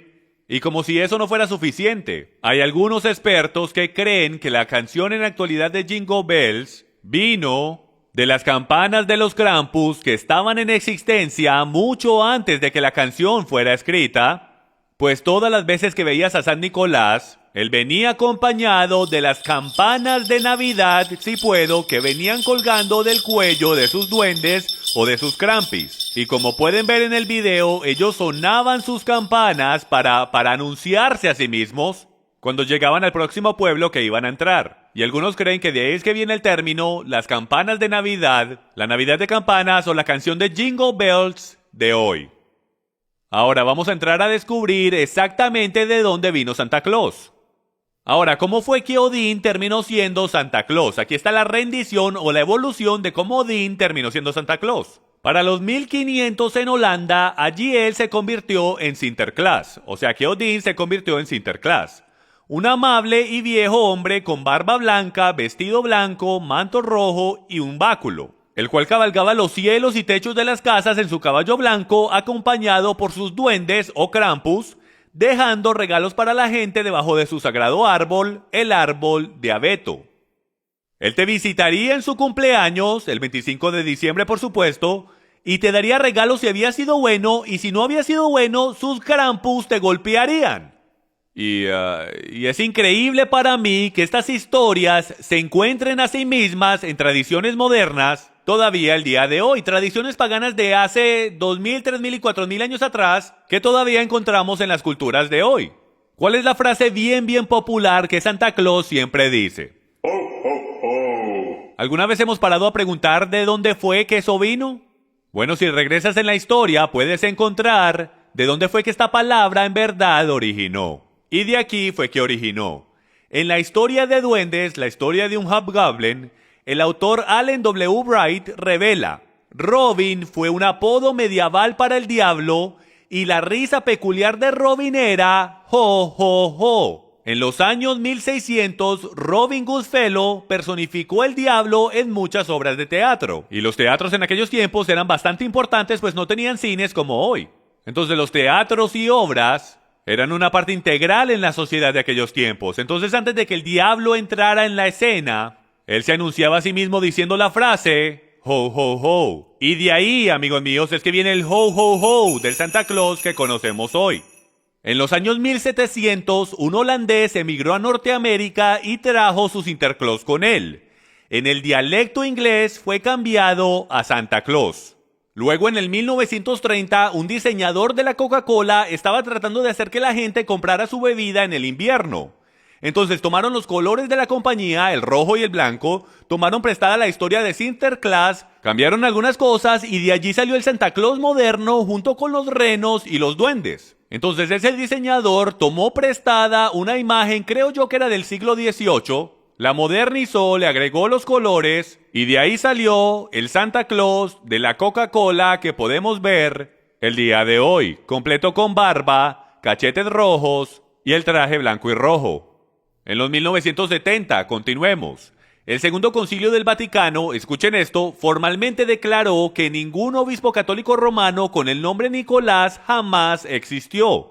Le quitaron su categoría de santo porque llegó evidencia al Vaticano de que era posible que él nunca había existido, igual que muchos otros santos. El Segundo Concilio del Vaticano también confesó que las leyendas atribuidas a este santo no tenían ningún origen cristiano y que probablemente vinieron de tradiciones paganas. Entonces estamos viendo que San Nicolás, lo más probable, fue un santo que fue inventado, el cual estaba conectado con el dios del sol, o Odín, el cual terminó siendo Odín, al cual cristianizaron, lo hicieron un santo. Eventualmente los colores cambiaron, metieron a los duendes en la escena y fueron de ser malvados a enanitos lindos que hacen juguetes. Todo eso era modernización americana de algo que tiene orígenes malignos, paganos y diabólicos que vienen desde por allá atrás en el Edén donde comenzó todo el engaño. Miren lo que dice la enciclopedia World Book. La creencia que Santa Claus entra a la casa a través de la chimenea se desarrolló de una leyenda antigua nórdica. Los nórdicos creían que la diosa Herta aparecía en la chimenea y traía buena suerte a la casa. De ahí es en la actualidad de donde viene la palabra hearts en inglés. Viene de la palabra Herta, la cual era la diosa de los nórdicos. Entonces podemos ver directo de la enciclopedia World Book que el que Santa Claus baje por la chimenea no tiene nada que ver con alguna cosa que sea buena. Tiene todo que ver con un dios que va a través del fuego. Y amigos, yo solo conozco a un Dios que va a través de fuego, y ese es Satanás, el cual eventualmente va a ser tirado al lago de fuego. Continuemos. Los druidas dueños de casas dejaban dulces consistiendo de leche y pasteles para pacificar a este Dios que bajaba por la chimenea a sus casas. Entonces de ahí fue que sacamos la idea de galletitas y leche para Santa Claus. Nosotros creemos que nos lo inventamos y que es muy lindo. Pero esto viene desde hace mucho tiempo atrás, señoras y señores, desde los druidas. Cuando ellos ponían galletitas y leche para su dios, el cual bajaba por la chimenea en su cumpleaños el 25 de diciembre. Ahora hagamos la pregunta, señoras y señores. ¿Quién es quién? ¿A quién estamos sirviendo? ¿A Santa Claus o a Jesucristo? ¿A Yeshua el Mesías? ¿A quién le estamos presentando a nuestros hijos como el Salvador y Redentor de nuestras vidas, especialmente durante esta época del año? Bueno, vamos a descubrir algunas características que son increíblemente similares con nuestro Redentor y veamos si las debemos conectar. Primero, se dice que Santa Claus no tiene principio ni fin. Jesús no tiene principio ni fin. Santa Claus tiene su propio espíritu eterno, el espíritu de Navidad. Jesús tiene su propio espíritu eterno, el espíritu del Dios viviente. Santa Claus lo sabe todo. Jesús lo sabe todo. Santa Claus escribe nuestros nombres en un libro. Yeshua escribe nuestros nombres en el libro de la vida. Santa Claus tiene su pelo blanco como la nieve. Apocalipsis nos dice que Yeshua tiene su pelo blanco como la nieve. Santa Claus viaja durante la noche. Ahora empezamos a ver una diferencia entre los dos. Yeshua viaja durante el día. Todo lo que Yeshua hace es en la luz. Todo lo que Santa hace es en oscuridad. ¿Ven la diferencia? Es una diferencia sutil. Del cómo Satanás toma la verdad y simplemente la tuerce un poquitico. Continuemos. Santa Claus quiere darte todo lo que tu carne desea. Yeshua quiere darte todo lo que necesitas. Santa entra a tu casa a través del fuego. Ciertamente, nuestro Señor no entra a nuestra casa a través del fuego. Y Santa tiene un árbol místico y ama a los niños. Como ustedes saben, Santa Claus tiene un árbol místico. ¿De dónde él sacó esa idea? Él la sacó de que en la Biblia Yahweh tiene un árbol místico llamado el árbol de vida. Era el árbol que separaba al bien del mal. Y si tú tomabas parte de ese árbol, tú vivirías para siempre. Y ese árbol eventualmente tomó su forma en el lugar santísimo e iluminó el lugar santísimo en el templo y se llamó la menorá. La menorá es el candelabro de 7 brazos que los israelitas pusieron en el templo y era llamado el árbol de vida. Ahora vayamos al diccionario Oxford en inglés para la definición de la palabra diablo. Y esto es increíble, miren lo que encontré. La definición se llama Satanás, Lucifer, Lucero, Belcebú y en lenguaje rústico popular es llamado el viejo Nick. Así es, el mismo viejo Nick del cual hemos estado hablando, el viejo Nick que dejamos que nuestros hijos se sienten en sus piernas en el centro comercial, el mismo viejo Nick que vemos en las películas. Bueno, ese viejo Nick en los tiempos antiguos era más bien conocido de esta manera. Este es el mismo viejo Nick al cual desde tiempos antiguos Hasatán, Satanás, siempre había sido conectado. Y de nuevo, pero eso no es lo que significa para mí. Y yo espero que para ahora ya hayan entendido que no es que significa para mí. No importa lo que significa para mí, solo importa lo que significa para él. Estas cosas son difíciles de aceptar, no hay duda alguna. Cuando yo aprendí esto al principio me hizo shock en lo más profundo y yo dije, bueno, ¿y ahora yo qué hago con todo esto? ¿Cómo aplico esto en mi caminar y en mi vida espiritual? Bueno, hablaremos de eso en un momento, pero la realidad es que por favor, hágase humilde delante de los hechos que están siendo presentados aquí hoy. Y pídale al Padre lo que usted debería hacer con su familia conociendo estos hechos. Y recuerde, no importa lo que significa para nosotros, solo lo que significa para Él. Regresando a Odín, el símbolo principal de este ser místico que tenía poderes como un dios era el árbol eterno de abeto.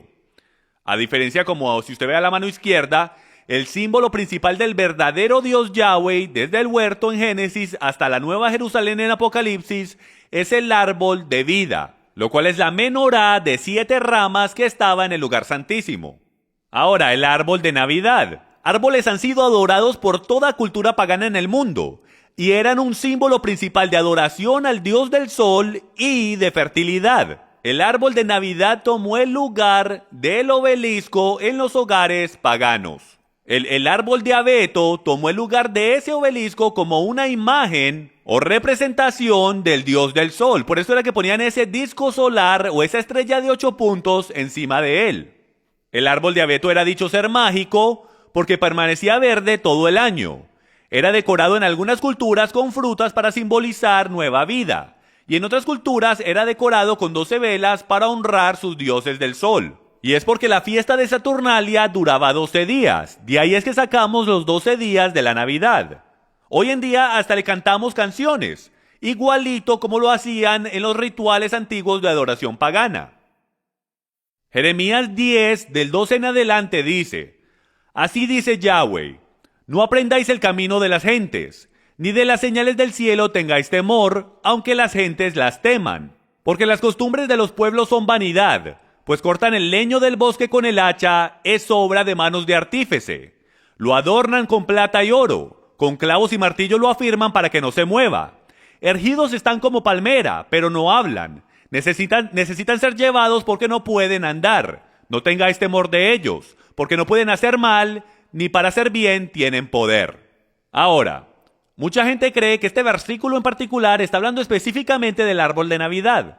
La realidad del tema es que este versículo en verdad no está conectado con árboles de Navidad. Esto está más conectado con la idea de que fueron a los bosques y tomaron árboles y luego ellos los tallaban y decoraban a sus ídolos con oro y plata. Y lo que les quería mostrar en esta escritura es que toda la idea de decorarlos con oro y plata, como las bolas, lo cual en la actualidad, lo crea o no, representa en culturas antiguas los testículos del dios del sol, que iban en el mástil de Baal, junto con el símbolo del rito pagano de fertilidad y la rueda del sol encima de él. De ahí fue que sacamos la idea del oro y plata, fue de que ellos decoraban sus ídolos con oro y plata. Entonces esto era lo que yo quería sacar de esta escritura, no necesariamente de que estaban cortando un árbol de Navidad, esa tradición no vino hasta mucho después. Pero de aquí fue que se sacó la idea, porque los ídolos eran decorados con oro y plata.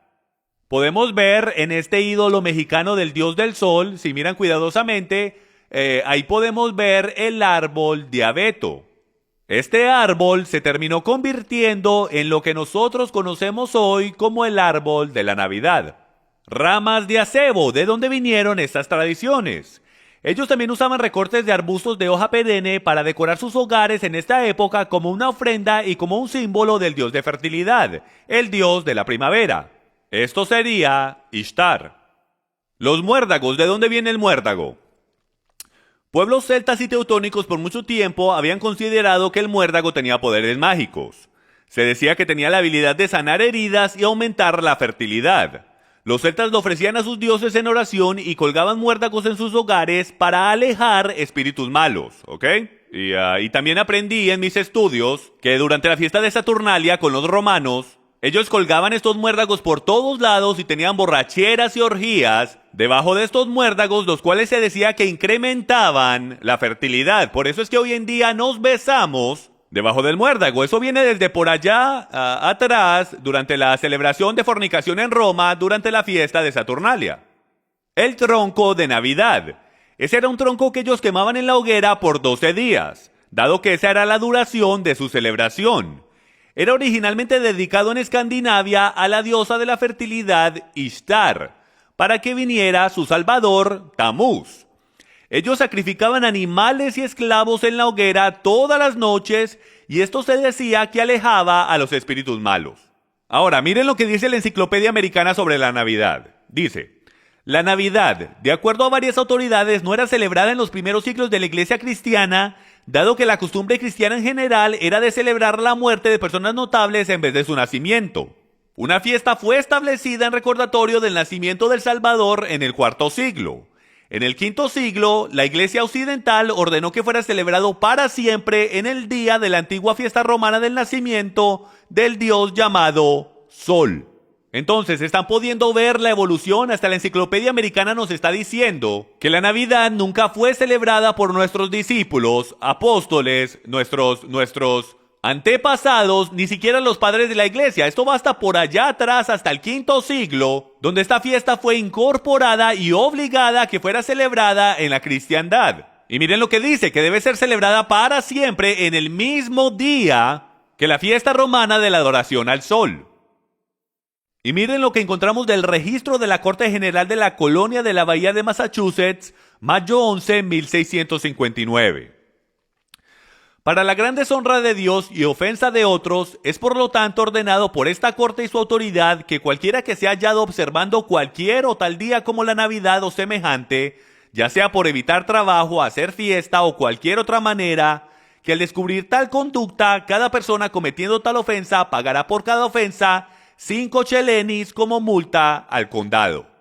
Tanto es que algunos de los primeros estados en celebrar la Navidad fueron Alabama en 1836 y Luisiana y Arkansas en 1838. Tomó hasta por allá hasta casi la mitad del siglo XVIII para que la Navidad por lo menos fuera permitida de ser celebrada en los Estados Unidos. ¿Por qué es que nuestros fundadores, los cuales fundaron este país en el Dios de la Biblia, harían el celebrar la Navidad ilegal? Porque ellos no estaban tan removidos de la verdad como nosotros. Ellos entendían que esas cosas venían del paganismo. Ellos entendían que el Dios de Abraham, Isaac y Jacob, Yahweh, no quería que mezcláramos cosas que las gentes usaban para adorar a los dioses que él odiaba, para adorarlo a él. Déjeme alguna pregunta que a lo mejor usted esté pensando. ¿Pero es que acaso no podemos tomar algo que Satanás creó para el mal y voltearlo para el bien? Él conoce mi corazón, ¿verdad? Levítico 18:30. Guardad pues mi ordenanza, no haciendo de las prácticas abominables que tuvieron lugar antes de vosotros, y no os ensuciéis en ellas. Yo soy Yahweh, vuestro Dios. Marcos 7. Pero en vano me honran, enseñando como doctrinas mandamientos de hombres. porque haciendo a un lado el mandamiento de Dios, os aferráis a la tradición de los hombres. La pregunta es si debemos adorar a Dios 24 horas al día, y si debemos tenerlo en un altar y solo adorarlo a Él. ¿No creen ustedes que lo deberíamos adorar a la manera que Él nos diga, y no en las tradiciones de hombres, especialmente en las tradiciones de hombres que están conectados con tradiciones de ritos paganos y la adoración de dioses del sol? Movámonos ahora a Deuteronomio capítulo 12, y esto es básicamente el capítulo principal en mi opinión, que nos da una clara imagen de si sí o no podemos adorar a Dios de cualquier manera que queramos, solo porque pensamos que nuestros corazones son puros y sinceros. Y dice esto: y derribaréis sus altares, y quebraréis sus estatuas, y sus imágenes de acera consumiréis con fuego, y destruiréis las esculturas de sus dioses, y estriparéis el nombre de ellas en aquel lugar. No haréis así para Yahweh vuestro Dios. Ahora, cuando yo comencé mi caminar y empecé a descubrir todas estas cosas, la primera cosa que me vino a la mente después que pensé, eso no es lo que significa para mí, fue de que pensé, bueno, a lo mejor puedo tomar algunas de estas cosas y cristianizarlas, y el Señor va a estar contento conmigo porque le robé algo al enemigo y se lo di a él. Bueno, eso es como los israelitas cruzando el río Jordán, apoderándose de estas comunidades cananitas, y en vez de destruirlo todo exactamente de la manera que el Padre dijo que lo destruyeran, ellos tomaron ciertas cosas como los altares que eran muy difíciles de construir, y ellos dijeron, wow, no tenemos que destruirlo todo en verdad. Tomemos este altar, borrémosle el nombre y pongámosle el nombre de nuestro Dios. Y él dijo, no se atrevan a hacer eso, no se atrevan a tomar algo que fue usado para adorar a un Dios pagano, cristianizarlo, echarle agua bendita y querer presentármelo a mí. Yo no lo aceptaré. No se atrevan al querer adorar a vuestro Dios en esa manera. Y dice, no haréis como todo lo que hacemos nosotros aquí ahora. Cada uno hace lo que le parece bien a sus propios ojos. Miren lo que dice el versículo 29. Cuando hubiere devastado delante de ti Yahweh tu Dios las naciones a donde tú vas para poseerlas, y las heredares y habitares en su tierra, guárdate que no tropieces en pos de ellas. Después que fueren destruidas delante de ti, no preguntes acerca de sus dioses diciendo, de la manera que servían aquellas naciones a sus dioses, así haré yo también. Lo que estaba sucediendo era que estaban entrando en estas comunidades y como israelitas creativos estaban tomando algunas de las cosas creativas que los paganos usaban para servir a sus dioses y estaban tomando algunas de esas ideas para servir al gran Dios Yahweh. Y ahí esto es lo que Yahweh dice sobre el tema. Él dice en el versículo 31, no harás así a Yahweh tu Dios, al Señor tu Dios, porque todo lo que Yahweh aborrece hicieron ellos a sus dioses. Pues aún a sus hijos e hijas quemaban en el fuego a sus dioses. Cuidaréis de hacer todo lo que yo os mando. No añadirás a ello ni quitarás de ello. Punto. Deuteronomio 12:32. Entonces podemos ver muy claramente instrucciones de que nosotros no tenemos ningún derecho como creyentes de tomar cualquier cosa que haya sido instituida, dedicada para la adoración de otros dioses y literalmente a cristianizarlas y utilizarlas para la adoración de nuestro Dios. Sencillamente no podemos hacerlo. ¿Por qué? Es muy similar a esta analogía. Es básicamente como ustedes esposos allá afuera que todos los años les compran a sus esposas un regalo de aniversario. Bueno, pretendamos que tu esposa, digamos mejor el cumpleaños. Si el cumpleaños de tu esposa es el 27 de abril y todos los años en el 27 de abril le compras un regalo de cumpleaños como deberías. Pero pretendamos que tú tenías una antigua novia y su cumpleaños era el 27 de marzo. Y entonces tú saliste con esta mujer por 10 años y es más fácil que te recuerdes del 27 de marzo que el 27 de abril. Entonces imagínate ir donde tu esposa y decir, mi amor, ¿tú sabes qué? Es tan difícil para mí el recordarme tu cumpleaños. ¿Te molestaría si cambiamos tu cumpleaños del 27 de abril al 27 de marzo? Yo no creo que ella vaya a estar muy emocionada de cambiar su cumpleaños hacia el mismo cumpleaños de su enemiga, a tu pareja antigua. No trabaja de esa manera. Hasta en términos humanos nos ofendería el cambiar algo que nosotros apreciamos por algo que no apreciamos. Ahora, ¿cuánto más difícil será para nuestro Creador el aceptar que nosotros hemos cambiado el cumpleaños de su hijo, de su tiempo apropiado durante la fiesta de tabernáculos en el otoño, la fiesta de Sucot hacia las fiestas de los dioses de la fertilidad, los dioses del oriente y del occidente. Deuteronomio 4:2. No añadiréis a la palabra que yo os mando, ni disminuiréis de ella, para que guardéis los mandamientos de Yahweh vuestro Dios que yo os ordeno. Y en el capítulo 12, versículo 32 dice, cuidaréis de hacer todo lo que yo os mando, no añadiréis a ello, ni quitaréis de ello. Proverbios 36. No añadas a sus palabras, no sea que él te reprenda y seas hallado mentiroso. Recuerden, él no puede cambiar la verdad. Su única meta es el mantenerte de ella. ¿Y cómo lo hace? Mezclándole un poquitico de veneno.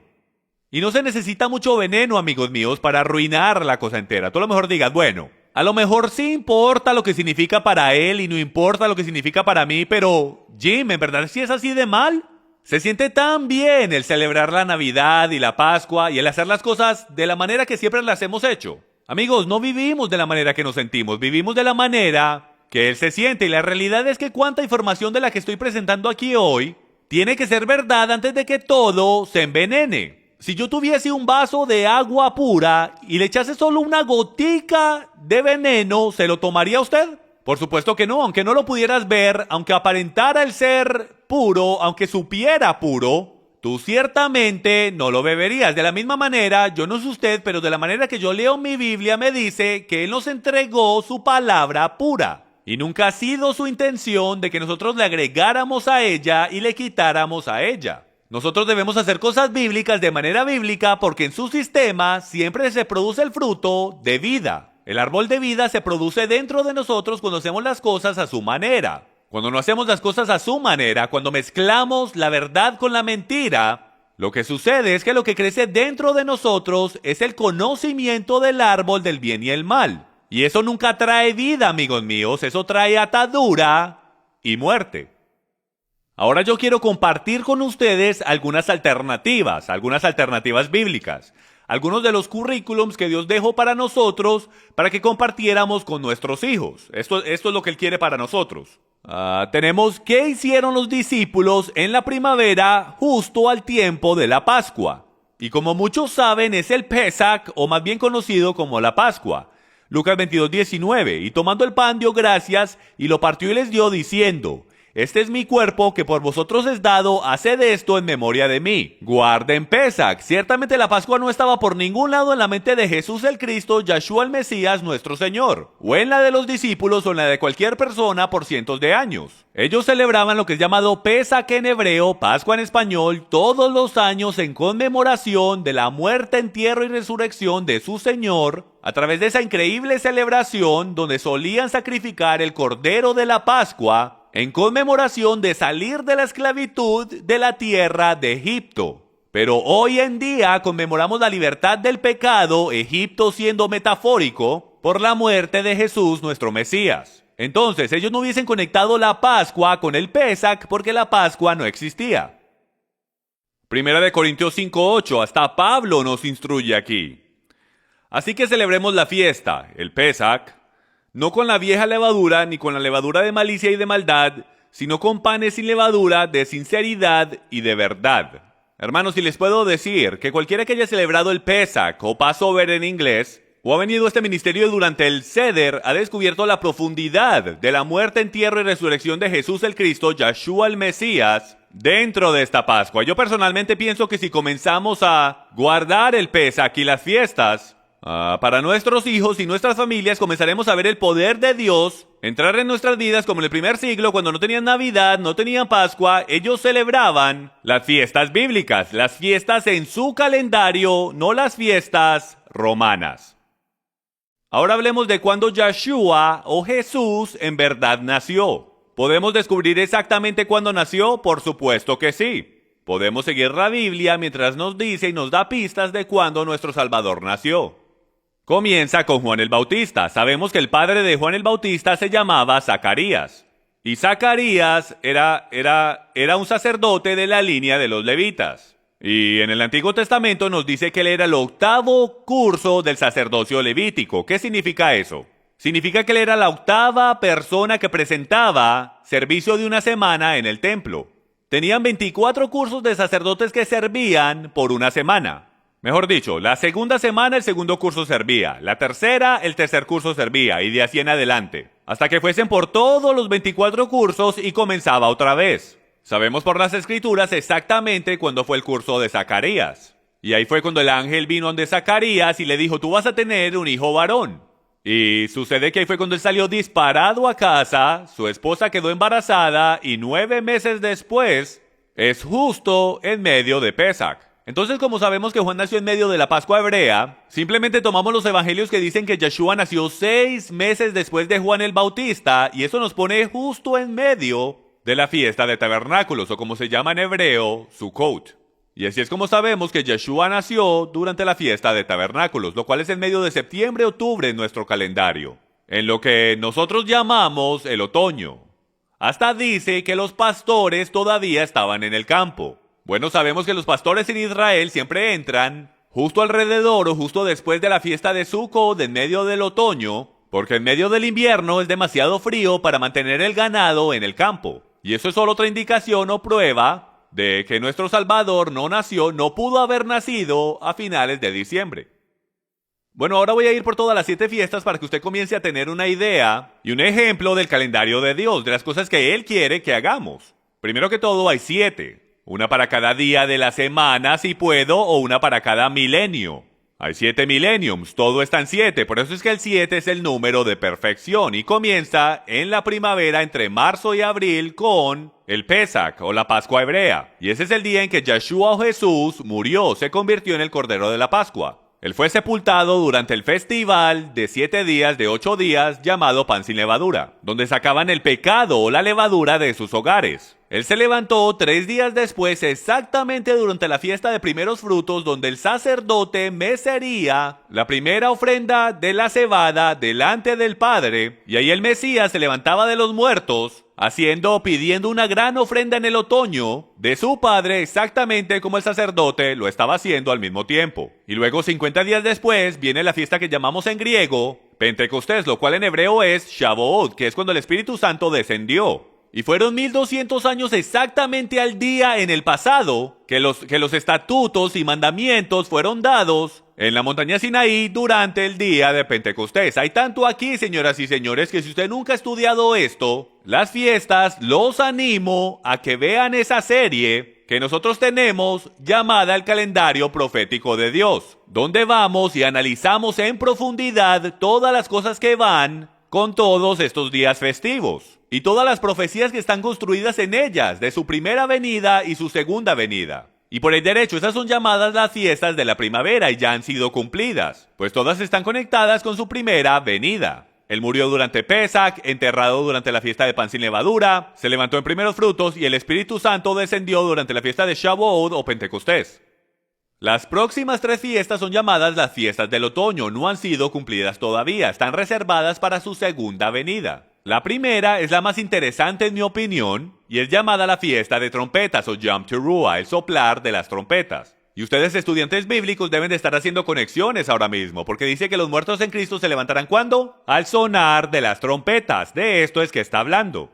Luego vamos 10 días después de la fiesta de Yom Teruah, la fiesta de trompetas, a Yom Kippur, el día de expiación, donde el sacerdote una vez al año pone la sangre del cordero en el arca del pacto, satisfaciendo la Torá y haciendo expiación de todos los pecados de Israel del año entero. Y la última fiesta, la celebración más emocionante de todas, la celebración de 8 días de Sukkot, la cual está conectada con las cenas de las bodas del Cordero. Es la celebración más emocionante de todo el año de todo Israel, donde el pueblo de Dios se reúne y celebra por 8 días seguidos. Y ese es el reconocimiento de que ahí es que el millennium va a comenzar. Hasta en el judaísmo dicen que cuando el Mesías venga, será en la fiesta de trompetas y la celebración comenzará con la grandísima fiesta de bodas durante la fiesta de Sukkot. Entonces pueden ver las conexiones bíblicas en lo que llamamos el Antiguo Testamento a través de todo este calendario profético. ¿Se pueden imaginar si hubiésemos entendido este calendario desde un comienzo y criado a nuestros hijos haciendo cosas bíblicas de manera bíblica? ¿Llamando cosas bíblicas por nombres bíblicos? Lo diferente y lo fuertes que nuestras familias serían, porque hubiésemos tenido algo a que aferrarnos que es real. Entonces yo los animo a cada uno de ustedes que investiguen estas cosas y descubran por ustedes mismos las verdades profundas que están aquí para todo el mundo. El currículum para nuestras familias, si puedo, de seguir al Dios de Abraham, Isaac y Jacob de la misma manera que lo hicieron nuestros antepasados. Hemos ido por todas las fiestas y he explicado cómo son proféticas de naturaleza. Las de la primavera siendo de su primera venida y las del otoño siendo de su segunda venida. Y el cuánto currículum hay dentro de la palabra para que enseñemos a nuestros hijos y para enseñarnos a nosotros las cosas profundas en él y las mostremos al mundo de hoy.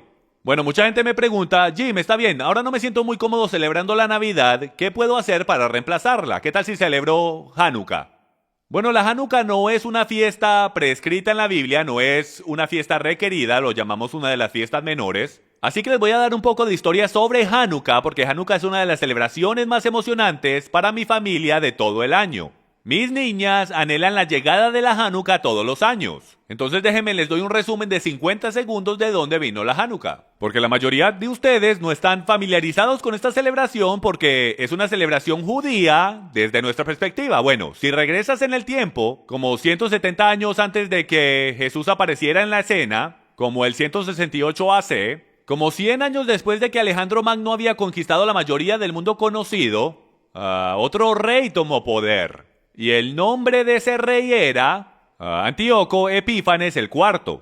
Y él era un rey malvado, él era un griego. Y ellos entraron a Jerusalén, se apoderaron de Jerusalén y pusieron una estatua de Zeus en el templo. Y entonces no le permitían al pueblo judío de aquel tiempo que le sacrificaran a Yahweh y que practicaran su religión. Eran muy fuertes con ellos y los maltrataban. Hasta que un día ya no aguantaron más. Y ahí el pueblo judío decidió que iban a volver a recuperar el templo de su Dios. Y el hombre que se hizo a cargo de esa ofensiva fue Judá Macabeo, él, los que lo seguían y toda su familia. Bueno, ellos lo lograron y recuperaron el templo. Y ellos hicieron una gigantesca celebración por 8 días después de eso, la cual se comenzó a llamar como el Festival de Luces, el cual celebraron por 8 días, lo más seguro, porque no habían tenido la oportunidad de celebrar la fiesta de Sukkot, que también duraba 8 días porque estaban en servidumbre hacia los griegos. Entonces, todos los años después de eso, todo el camino hasta la llegada de Jesús, podemos ver en los evangelios que Jesús fue y celebró la fiesta de dedicación. Y la fiesta de dedicación en hebreo es Hanukkah.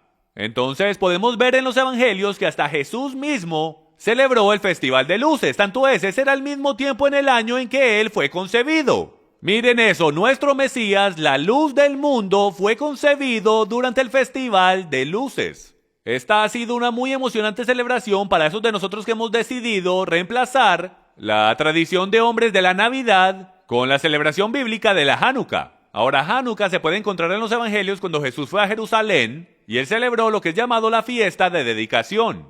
Y la palabra dedicación ahí en el hebreo, en el lenguaje original, es Hanukkah. Hanukkah significa dedicación, es el tiempo cuando el templo fue rededicado, como ya les expliqué. Entonces, de la manera que esto se relaciona con nosotros como creyentes en Yeshua, es de que nosotros somos el templo del Espíritu Santo, y el enemigo ha tratado de apoderarse de nuestro templo, y de gobernarnos por completo, y poner cosas inmundas en nuestros cuerpos, para hacernos sus esclavos. Bueno, Jesús ha sido enviado, como ya saben, para librarnos de las cadenas de muerte y pecado. Entonces, de una manera increíble, nuestras vidas no son más nada que Hanukkah, dedicación. Estamos constantemente rededicando nuestros templos. Es una fiesta fenomenal para recordarnos que debemos rededicar nuestros templos, nuestras vidas, hacia nuestro Mesías y de sacar lo que el enemigo ha puesto dentro de él, lo cual es inmundo. Bueno, y esto se hace a través de 9 velas. Es una celebración de 8 días.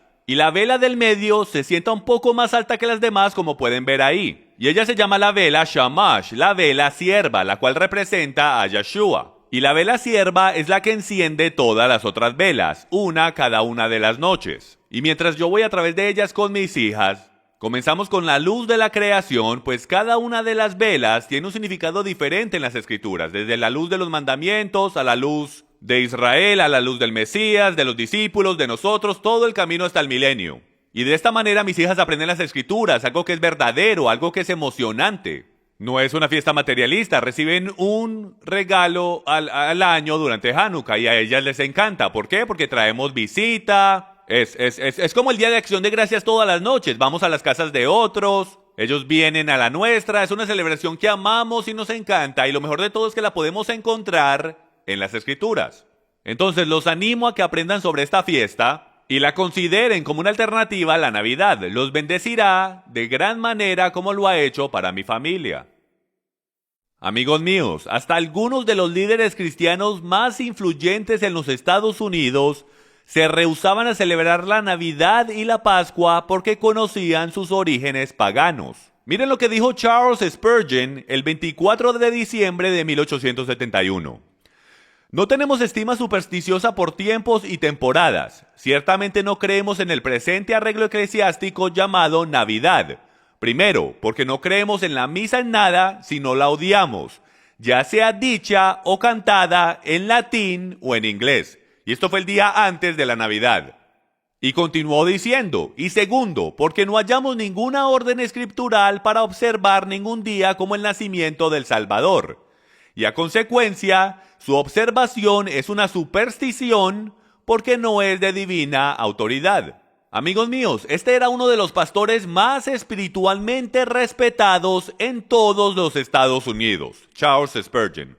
Y él mismo lo dijo, la Navidad no tiene ningún origen divino, no tiene ninguna autoridad divina, absolutamente no lo debemos celebrar porque él sabía que esto viene de culturas antiguas paganas y de orígenes cúlticos. Aquí tenemos algunos de los orígenes de estas cosas. Constantino 325 DC dice lo siguiente.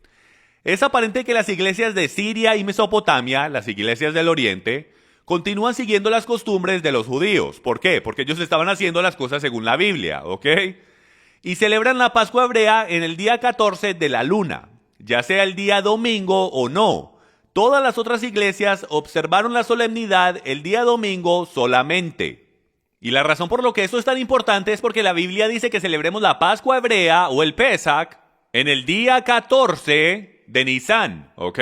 Lo cual es el día 14 del primer mes en el calendario hebreo. Entonces a todas las iglesias en el 325 DC, él les dice, aparentemente las iglesias del occidente, las cuales están cerca a Jerusalén, y obviamente más cerca a los apóstoles, discípulos y a la verdad, ellos no se alejaron de sus costumbres y se comprometieron con creencias romanas de adoración al sol. Ellos continuaron guardando la resurrección de su Señor en el tiempo recomendado por los apóstoles y por Yeshua mismo, que fue el 14 de Nisan, Pesach. Mientras las iglesias romanas lo comenzaron a guardar en el primer domingo después del equinoccio invernal, lo cual está conectado con el domingo de Ishtar.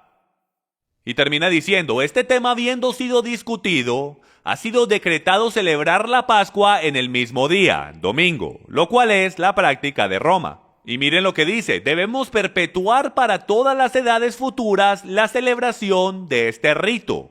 Amigos, hemos hecho esto, hemos literalmente celebrado perpetuamente lo que Constantino, el emperador romano, nos dijo que íbamos a hacer. Él comandó que todos los cristianos lo deberían de hacer y eso es exactamente lo que hemos hecho. Hemos celebrado, y no un rito de la Biblia, sino un rito de el antiguo Roma.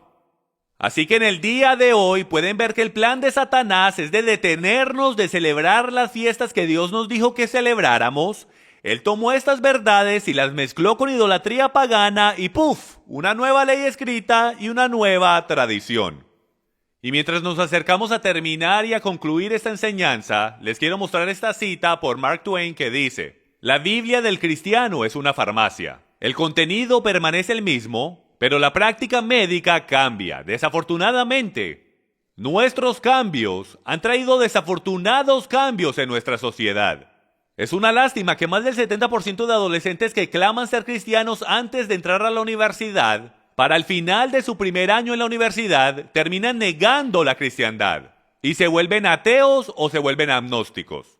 No debería ser así. El Dios de la Biblia, lo que Él escribió es verdad y siempre verdad, y trabaja. Si hacemos cosas bíblicas de manera bíblica, tendremos increíbles resultados, porque el árbol de vida está dentro de nosotros. Nos cambia de adentro a afuera y pone raíces bien profundas en su palabra. Yo les quiero sugerir que las raíces, la mayoría de raíces que tenemos en la cristiandad, corren bien profundas, pero en tradiciones y doctrinas de hombres. Es tiempo que comencemos a auditar las cosas que creemos. Si no estamos recibiendo los resultados que la Biblia dice que debemos recibir cuando seguimos al Padre de la manera que Él nos dice que lo sigamos, entonces debemos analizar lo que estamos haciendo y cambiar lo que estamos haciendo sin importar cómo nos haga sentir. Es solo la verdad de la Biblia lo que nos cambia, y si nos sometemos a esa verdad, empezaremos a ver milagros, relaciones sanadas y cosas fenomenales en todos lados. Tanto es como decir Hechos capítulo 2, revelándose en nuestras vidas otra vez si solo hacemos lo que la Biblia dice que hagamos y dejamos de poner enfrente de nosotros lo que el hombre dice que es bíblico. Como Jesús dijo en Mateo capítulo 7, ustedes ponen al lado el mandamiento de Dios por las tradiciones de hombres, y ustedes constantemente hacen cosas como estas. No seamos como los fariseos de la antigüedad, que ponen al lado los mandamientos de Dios para hacer lo que queremos hacer y sentirnos bien de adorarlo a Él de la manera que queremos. Y terminaremos con esta cita que tuvimos al principio del programa por John F. Kennedy. Me pareció que era tan cierta que decidí terminar con la misma cita que comenzamos, y dice esto: el gran enemigo de la verdad frecuentemente no es la mentira, deliberada, inventada y deshonesta, sino el mito, persistente, persuasivo y no realista. Son las no realistas y persistentes mentiras y fabricaciones de antiguas leyendas babilónicas, de paganismo y adoración a dioses del sol que se ha infiltrado en la cristiandad y se ha robado nuestra herencia, se ha robado el poder del nacimiento de nuestro Señor, se ha robado el poder de su muerte, entierro y resurrección, que puede ser encontrado en las fiestas de Pesach, pan sin levadura, primeros frutos y Pentecostés. Nuestros hijos ni siquiera conocen las fiestas de la Biblia porque los hemos alimentado tradiciones de hombres. ¿Por qué nos sorprendemos cuando se alejan de Dios sabiendo que no hay raíz sembrada en ellos? Tenemos que volver a la Biblia, señoras y señores, a las cosas que están detalladas en las Escrituras. Debemos sacar de nuestros hogares los ídolos desde su perspectiva. Porque solo hay dos perspectivas en todo el universo, la perspectiva nuestra y la de Él. Desde nuestra perspectiva es bien parecido al becerro de oro. Hace 3000 años, cuando los mandamientos fueron entregados, ellos crearon un becerro de oro porque perdieron a su mediador entre Dios y los hombres. Entonces crearon este becerro y empezaron a adorar a Yahweh a través de él. Lo dice directo en las Escrituras. Aarón dice, mañana habrá celebración para Yahweh. Ellos, desde su perspectiva, pensaban que adoraban a Dios, solo estaban reemplazando a Moisés. Pero la verdad es que desde la perspectiva de Yahweh, él dice, Moisés, tienes que ir allá abajo porque esta gente está sirviendo a otro Dios. Si ven, hay dos perspectivas. Y nosotros podremos pensar muy sincero en nuestro corazón de que estamos sirviendo al Dios de Abraham, Isaac y Jacob. Pero la realidad del tema es que desde su perspectiva, a lo mejor no lo estemos haciendo. Porque la única cosa que importa en este universo, amigos míos, es hacer las cosas a su manera. Yo los animo a que tomen tiempo para ver este mensaje otra vez, analiza la información, ve a través de los recursos y dime tú a mí qué cantidad de la verdad tiene que ser contaminada para que ya no sea verdad. Yo le puedo decir esto de parte mía, que mientras empecé a practicar estas cosas que tomaron bastante tiempo, para que yo las entendiera y sacara la emoción y las separara de la verdad y sacara mi carne del medio y en verdad entregara mi vida a hacer cosas bíblicas de manera bíblica. Y cuando comencé a hacer eso, mi vida comenzó a cambiar. Mis hijas comenzaron a cambiar. Mi matrimonio comenzó a ser más espiritual y más unido. Todo a mi alrededor comenzó a cambiar. La revelación, la Biblia vino a vida. Mi vida comenzó de nuevo. Entonces yo los animo que mientras usted continúa por su caminar espiritual, pídale al Padre que si hay algo en su vida ahora mismo que debe cambiar, algunos de ustedes ni siquiera conocen al Mesías, los animo a que le entreguen su vida al Dios de Abraham, Isaac y Jacob y a su Hijo, Jesús el Cristo, Yahshua HaMashiach en hebreo. Gracias por tomar el tiempo de revisar este material. Oro que el Padre los bendiga y los guarde y que su rostro brille sobre ustedes mientras buscan la verdad. Y solo recuerden esto, la verdad solo puede hacer una cosa, hacerte libre. Muchas gracias. Soy Jim Staley, Compassion for Truth Ministries. Shalom.